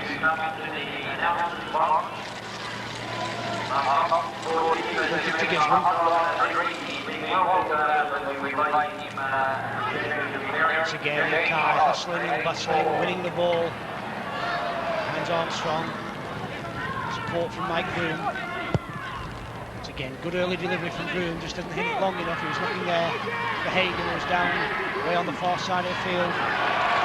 Pricing quickly now and sets another Manurewa attack going, but just fails to control the ball. Drifts into Chatham, they're throwing to Gisborne City. Very heavily strapped there, Price. Only just come back after injury and is obviously feeling that injury in the first half. I'm sure it'll be another 10 or 15 minutes before Boris Tillotson would like to make any sort of substitution. I think he'd like to keep the balance of the Manurewa side together, probably until about the last 10 minutes.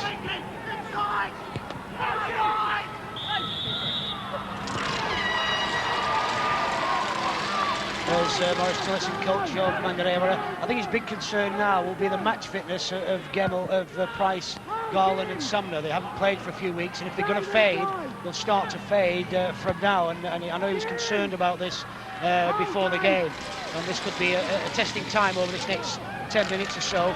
I think if they can hold this lead till the last 15 minutes of play, then they'll come out the winners. But Gisborne got one back. There could be all sorts of trouble.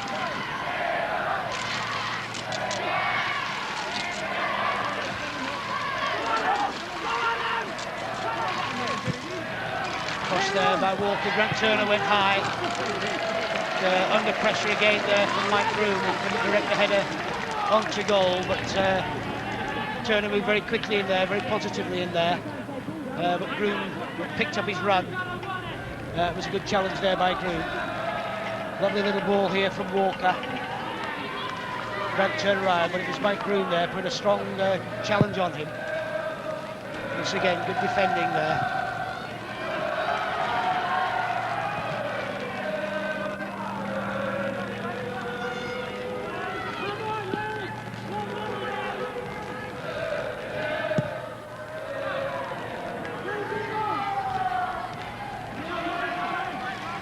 Turner again now, really covering every inch of this field. Grant Turner trying to get Gisborne going. Can't find Walker, well intercepted by Gemmell there. Gemmell continues to run forward now. Manurewa full-back, though, who's heavily charged there by Byrne.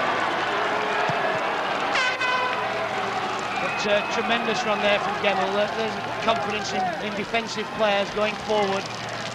Playing at full-back, played the ball out, got on the end of the pass again.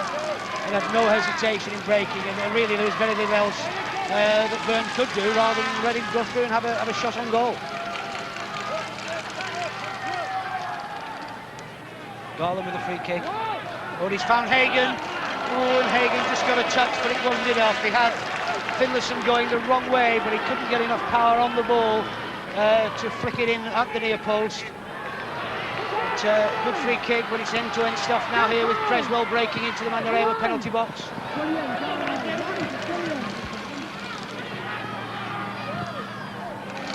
Sumner forcing the ball out. Turned back by Byrne. There's Price there. Price is certainly looking in a bit of distress now with that left leg. And I'm sure that this must be, he's down actually, out of picture now. There's Price on the ground as McLaughlin bursts through the position and can't take advantage of the cross. But certainly Price has just about had enough. That leg is giving it some concern, and when he played the last ball, he just fell over. I think the leg is gone. As a physio, Bernard Hoff having a look at the player, but 20 minutes of play gone in the second half. Tillotson might not be prepared to alter the back four structure, but I think for safety's sake, I think he's got to think about substituting. You can't play players in cup finals that are not 100% fit. Whereas Tillotson are going to have a close look at the injury. But John Price looks to be in a bit of problem. Price there took a winner's medal out last season with Mount Wellington when they beat Gisborne City in that final. So Price already with one winner's medal last year. But this looks to be the end of the game for him. The free kick goes in from Gisborne City to Walker. Walker turns, shot is blocked there for Garland. And Garland again, the anchor at the back of the Manurewa defence.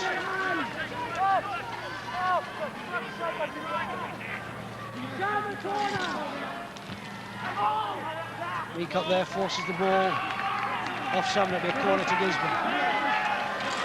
Tillotson doesn't look happy with having to make a substitution here. No, John, I'm quite sure he'd like to stay with the same back four. They've played so well up to now, but he must have been 100% fit against a forward line like Gisborne has got. Ball in there by Simonson. Gisborne retain possession. It's a hopeful ball there from Mulligan. Gisborne have made all the play in the second half so far, John, but unfortunately the final pass just hasn't been able to find the man, and they just can't get this goal that they so desperately need.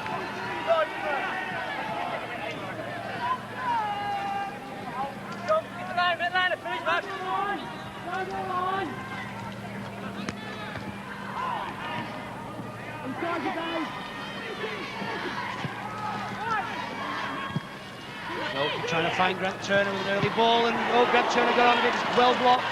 Chance here now for Meacock, drives the ball into Steve Sumner. Long ball across now to Creswell.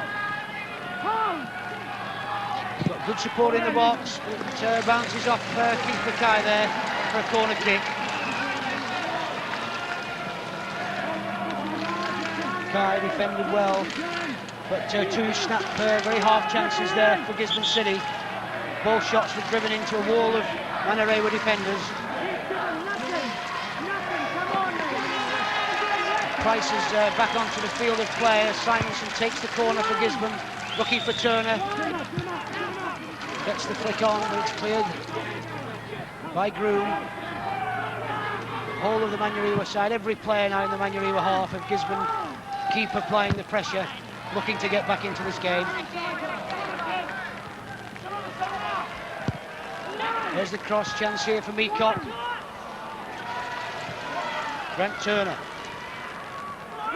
Well beaten by Groom, and composure there by Groom.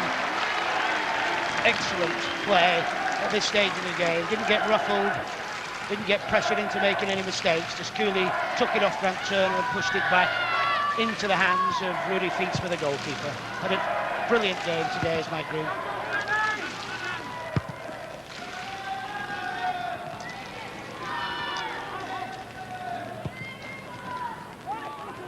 This nice ball into Walker. Walker trying to find McLaughlin, but McLaughlin just moved forward too quickly and was caught offside.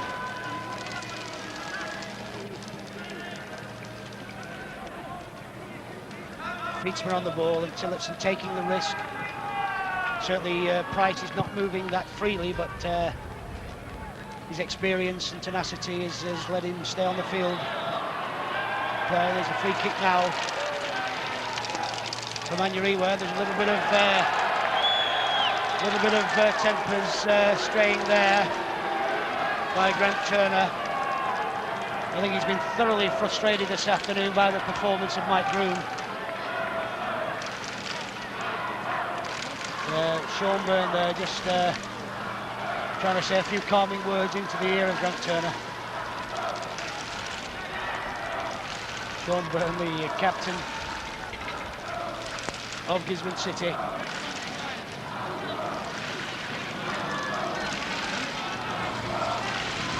Five minutes of play gone in this second half. Manurewa still holding this 2-goal lead. Defended very, very well. They've soaked up quite a lot of pressure from Gisborne in this second half. And there's a free kick here, which I think is close enough with the wind behind them for maybe Sumner or Hagan or Groom to try for a shot on goal from here. Certainly a rehearsed set piece from Manurewa. Could be Hagan. Left it for Sumner, who will look to bend it round the wall, but drove it well wide of the Gisborne goal. Sumner there will never forget the brilliant free kick he took against Kuwait during the World Cup from about that distance. That time he hammered the ball into the top corner of the net to give New Zealand their equaliser in that game. But that one was well off target.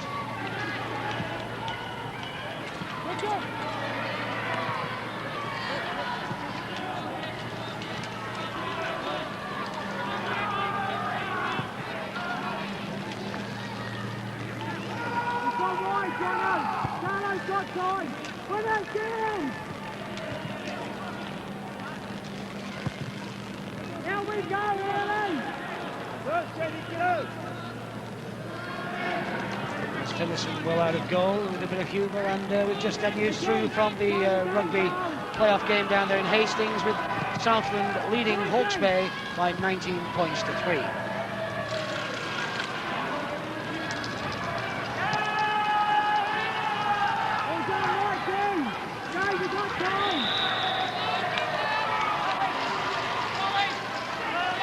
Free kick to Gisborne, taken very quickly there by Mulligan. Plays the ball in, but the foot there, Kenny Creswell, was a little bit high in David Bright's face, and the pressure comes off. Manurewa with a free kick. It will be taken by Garland.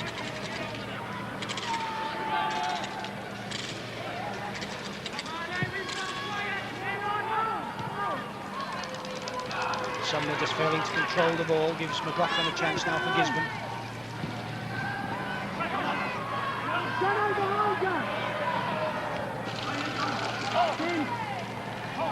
Stop it,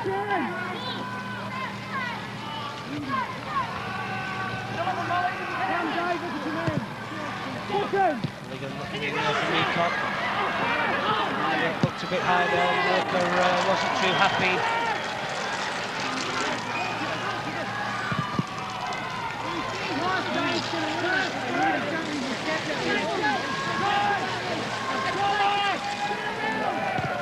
Corner kick taken into Meacock, chance to shoot. A chance here for Byrne, again just cannons off Garland.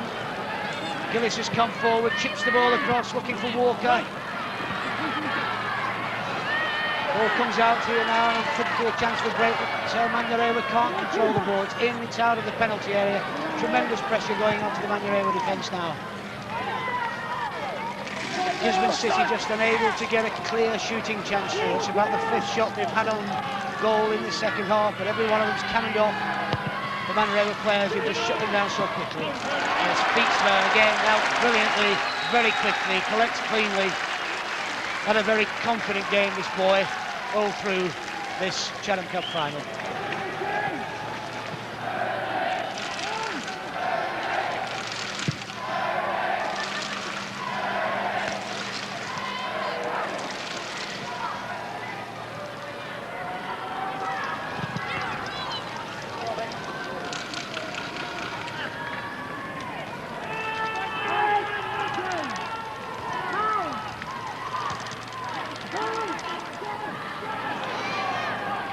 Time is running out now for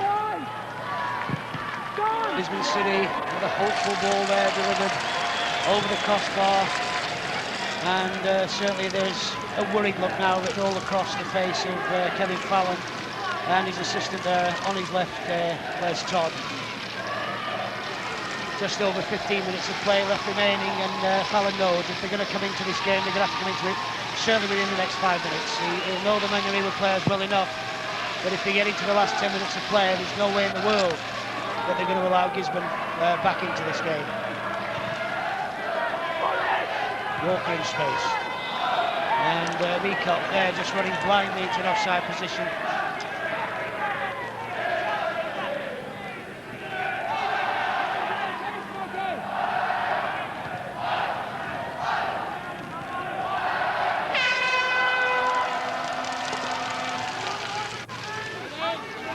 Putting Meacock there in the picture now, just getting a little bit anxious, moving forward, trying to move forward too quickly.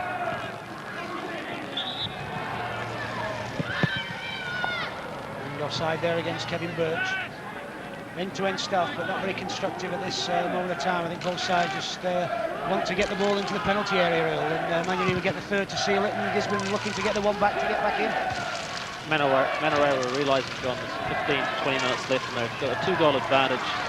They're tending to rest on this, and Gisborne are putting a lot of pressure on them, especially over the last 20 minutes.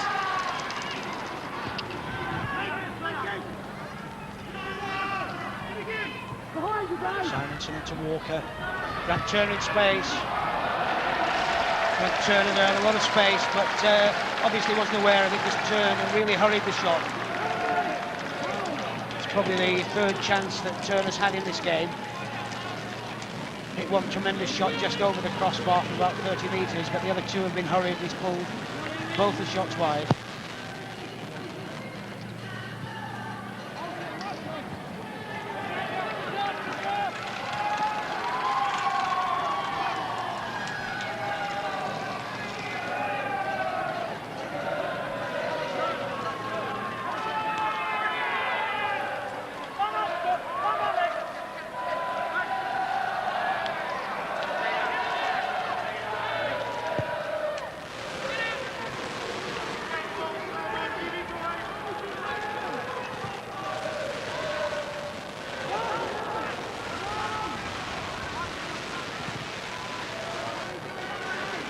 I've got a feeling that going through Kevin Fallon's mind now just might be whether it's well worth pushing Jimmy Doherty on early. He's a quick player, not very skillful, but he might have to take risks now and pull a midfield player off and stick another central striker on in the hope that he might get one back.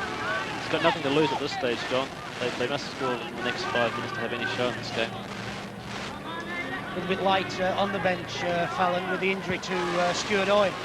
Who broke a cheekbone a couple of weeks ago after playing in every round of the Cup and just about all the league games this week. One of the tragedies of Cup finals, the same as Peter Bryson from Manurewa got injured a couple of weeks ago. Two players that would have been out there today, both watching this game from the team benches.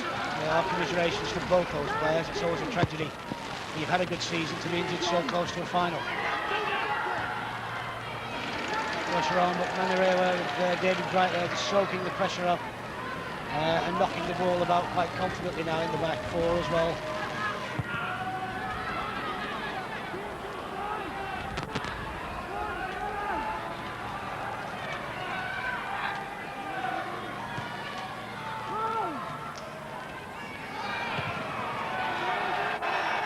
Well, and just hoisting the ball long and forcing Gisborne back. Probably good tactics now by the Manurewa team, because Sumner's not looked to get forward as much as he did in the first half. I think the absence of 4 weeks for him and Garland are beginning to show. This is possibly why they're sitting back and not attacking as much as they did in that first half. And it's disastrous for a team when you are attacking constantly just to have a defence to hit long balls down, and you've got all the work to do again by moving the ball forward. So I think good tactics by Manurewa at this time.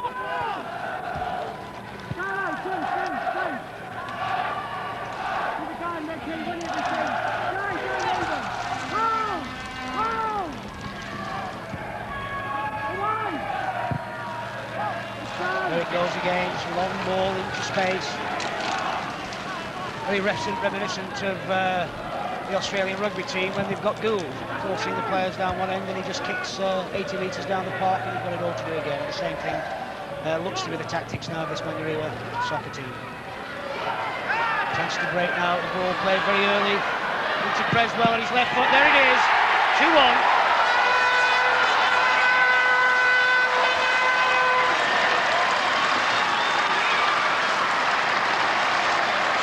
And it's Kenny Creswell that brought the game back to life. Beautiful early ball played into him there. Got very composed, carried it 2 yards, feet were coming off his line, ball was driven past him, and Gisborne City are back in this game. Just about 11 minutes left in the second half. But it's set alight now for a tremendous last day. We see it again with Creswell. Pulled Feetsma out, hammered the ball forward, squeezed it past him into the far post, and it could be all set for the last 10 minutes there. Yes, John. Gisborne deserved that goal. They've sustained pressure for most of the second half, and at last they've got the goal they deserve. This last 10, 11 minutes should be very exciting.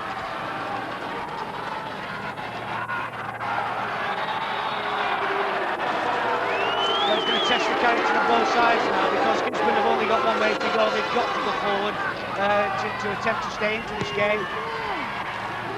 And we'll just see how much that goal has rattled the Manurewa side.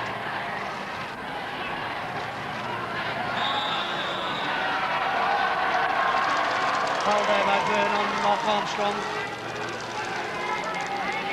Haven't seen much of him or Kevin Birch in this second half.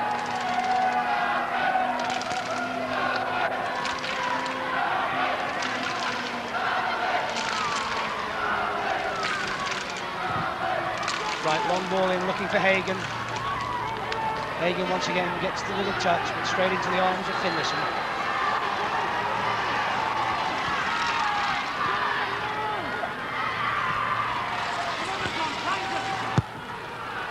Noka into Walker, well-timed run by Walker. Got McLaughlin coming in on the far side.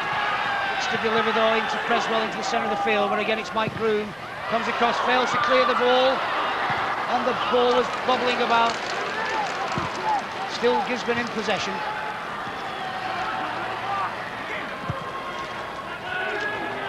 Good run again from Creswell. Obstruction there by Groom, and a free kick right on the edge of the Manurewa penalty area as the pressure continues. The big men have come forward from the back. It's flicked on, there's Grant Turner, and a magnificent save by Feetsma in the Manurewa goal.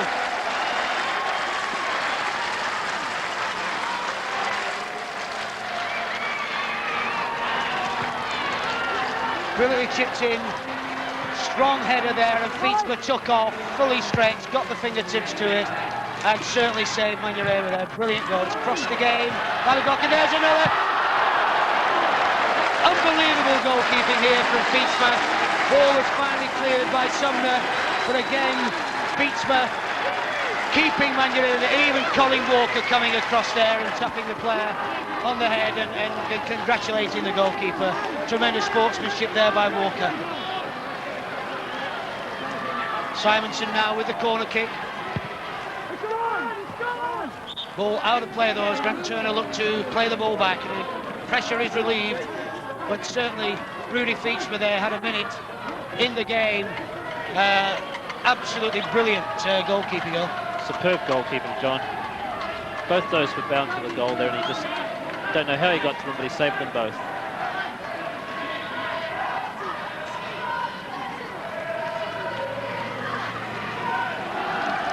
It looks like substitution is being made, and interesting substitution it is indeed. Kevin Birch is being brought off, front runner, and they're going to push Paul Marshall on. I think probably Marshall will operate in the midfield area, but he's a very quick player. This usually plays up front.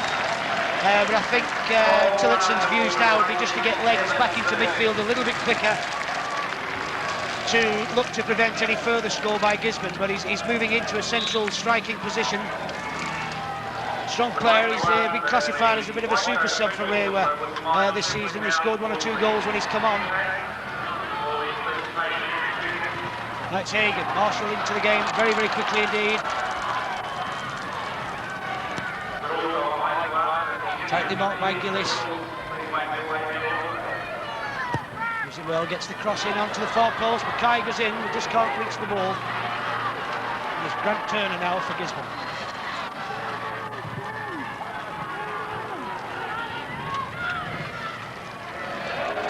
Long ball. Played back by Hagan. There's the hero of the moment for Manurewa. There's just 5 minutes left remaining in this final. Manurewa leading Gisborne by 2 goals to 1.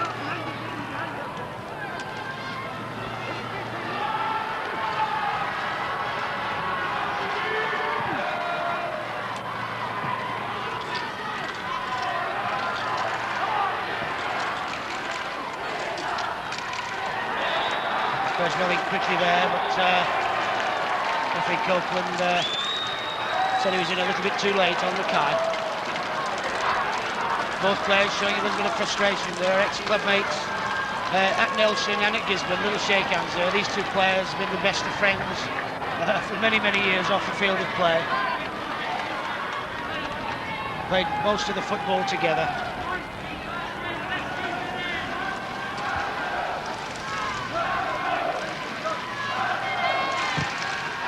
Demo hoists the ball to the penalty area. Only falls for Hagan. Well blocked there by Byrne. Another chance falling out. Here's Mike Broom. But, that's a shot that Mike Broom wants to forget very quickly. He's very good technical player, is Broom, but didn't get on to the end of that one at all and blasted it very, very wide indeed. But he's done enough in this game. He played very, very well indeed as Broom. As the minutes tick away, there's 3 minutes left remaining. Gisborne trying everything they know to force the equaliser and take this game into extra time.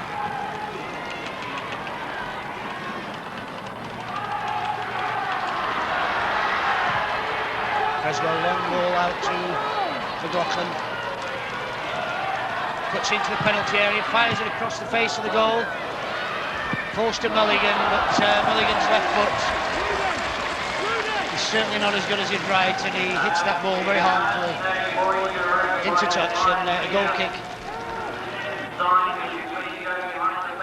Manurewa, there's the crowd, the Manurewa crowd, very excited now, can see the trophy returning to Manurewa after a gap of 6 years.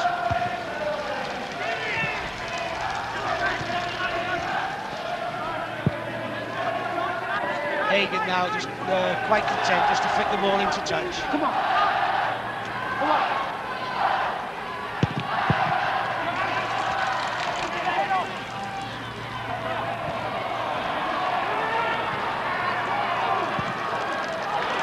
Sean Boone now breaking for Gisborne.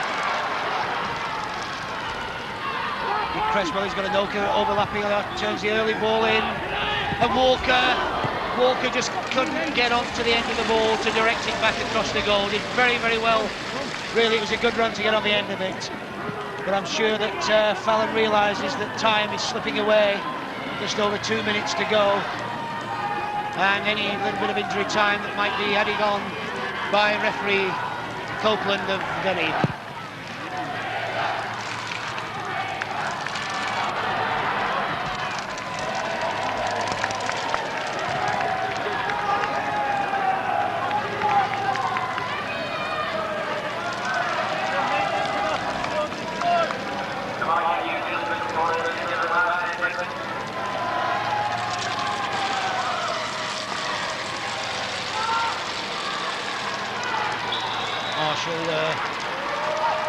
Foul there on Grant Turner. Inoka now going forward for Gisborne with what probably might be the last attacking chance. A bit of obstruction there by Mackay. A free kick to Gisborne.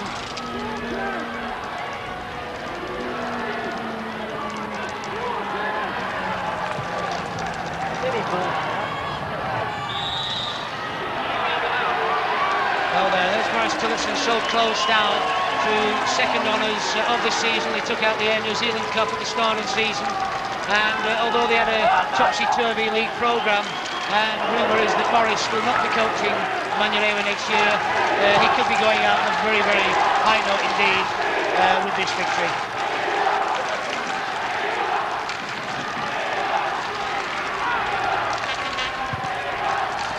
With a poor pass, well cut out by Mackay. Broom pushes the ball into space again for Armstrong to chase.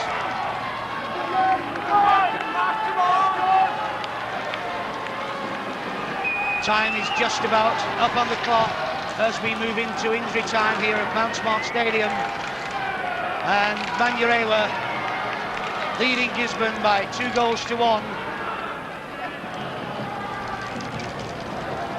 Referee Copeland just looking across at his linesman. Both have signalled time up on the clock. The destiny now of the trophy just lies in his hands. The how much time will be remaining as Grant Turner breaks clear. And it's fouled there by Price. 35 metres out from goal and a free kick to Gisborne, and definitely I would say their last attacking chance in this final. Their last chance to force the game into extra time. Can they cause a dramatic upset here? Ball's running free and Garland just forces the ball out there. A little bit of hesitancy between him and goalkeeper Fietsma. Corner to be taken by McLaughlin. Oh, he's wasting a little bit of time, waiting for Simonson to come forward. Walker in the box. Ball's in. Oh, and a diving header there. Cannons off from Clare. Out to Mackay. Mackay's in all sorts of minds here, and he decides to run with the ball. Turns it intelligently back to Groom. Groom will look to hold the ball. He's got the skill to go forward. And there.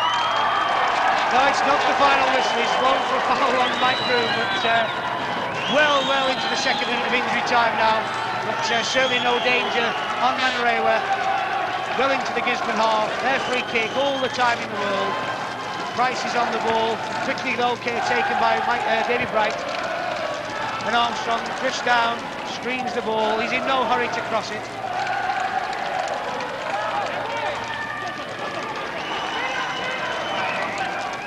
Referee Copeland looks at the watch again, and it's all over.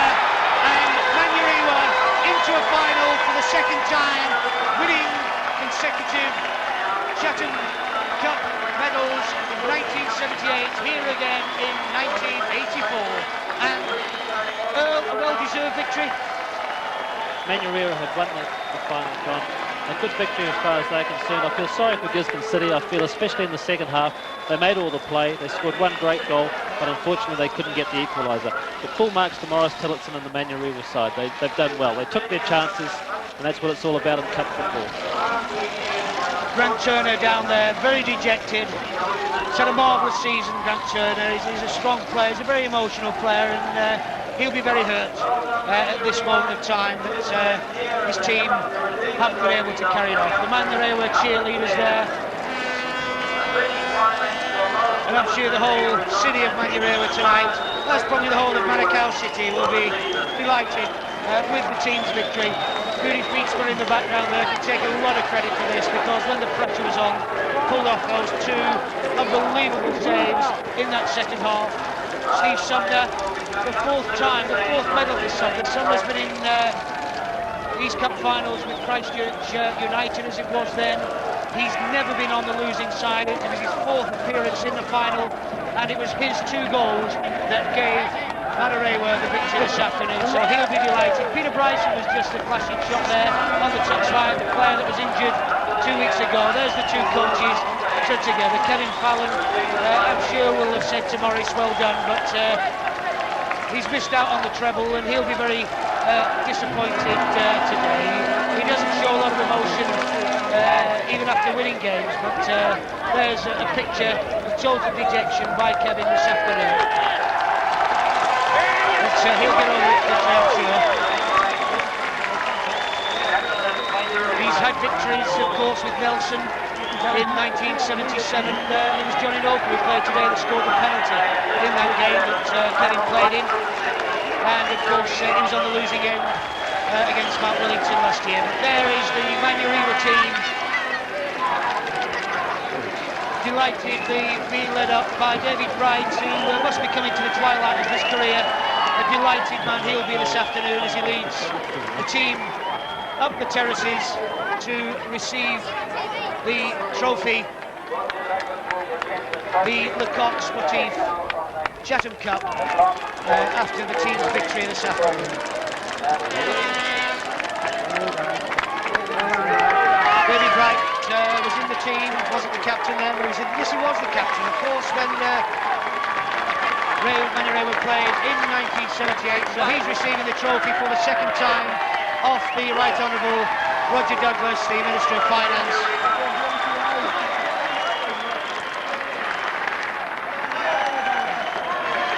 Neville Callender there in behind, the chairman of the club, obviously delighted.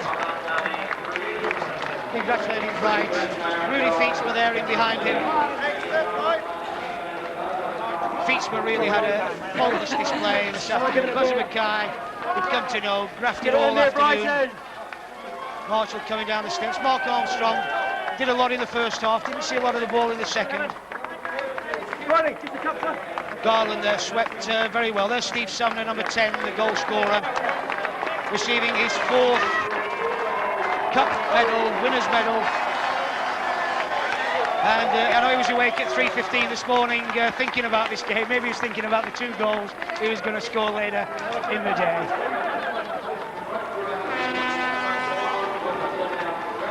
Lee Stickland there, Mark Gould, the substitute. They've all played the part for the club this season.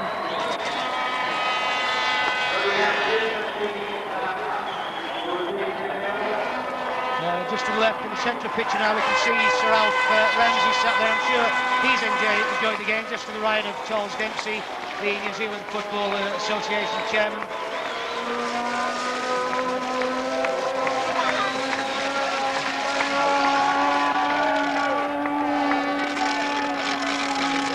We see Sean Byrne there congratulating the Manurewa team as always a sad sign at cup finals. But it takes 2 teams to make a final, and this has certainly been an excellent standard of a cup final. It's had everything going for itself, good goals, a lot of action in the goal mouth. Goalkeeper's been asked to perform well, and there's been some excellent individual performances in this final. There's Sean Byrne, leading Colin Walker there, the New Zealand Player of the Year, just in behind him. Received his award last night and kept goalless today, but been New Zealand's most prolific goal scorer this season is Colin Walker.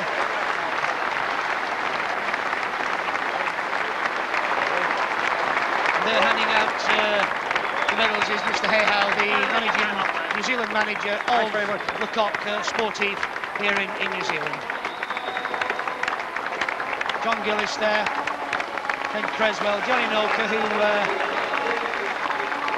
Lee Coq, tremendous ball player. These players, I mean, there's Grant Turner, very disappointed. Peter Simonson and Don Finlayson. Really couldn't fault Finlayson for the goals. Both very well taken by Sumner. There's the niceties about cup finals. There's got to be winners and there's got to be losers. And there's the winners today. 6 years ago I was stood with these boys and I know what a feeling it is. So Earl, it's been an excellent final. We've all enjoyed it here and I'm sure the people have at home. So there, in 1984, the Coq Sportif Chatham Cup final has been won by Manurewa by 2-1. Both goals coming from Steve Sumner, and we leave you from a very bright and cheerful Mount Smart Stadium. And our commentators there, John Adshead and Earl Thomas. What a fine game of football, plenty of action, particularly in that second half. But even though Gisborne seemed to make all the play in that Manurewa goalmouth, they couldn't quite finish it off except for the one occasion when Ken Creswell did get the goal. Well played, Manurewa, and as so often happens in cup finals, the underdog prevails, and really it must be the case of Manurewa entering the game as the underdog, but they are the Chatham Cup winners for 1984, and yet again Gisborne City reaching a Chatham Cup final but not able to take home the trophy itself.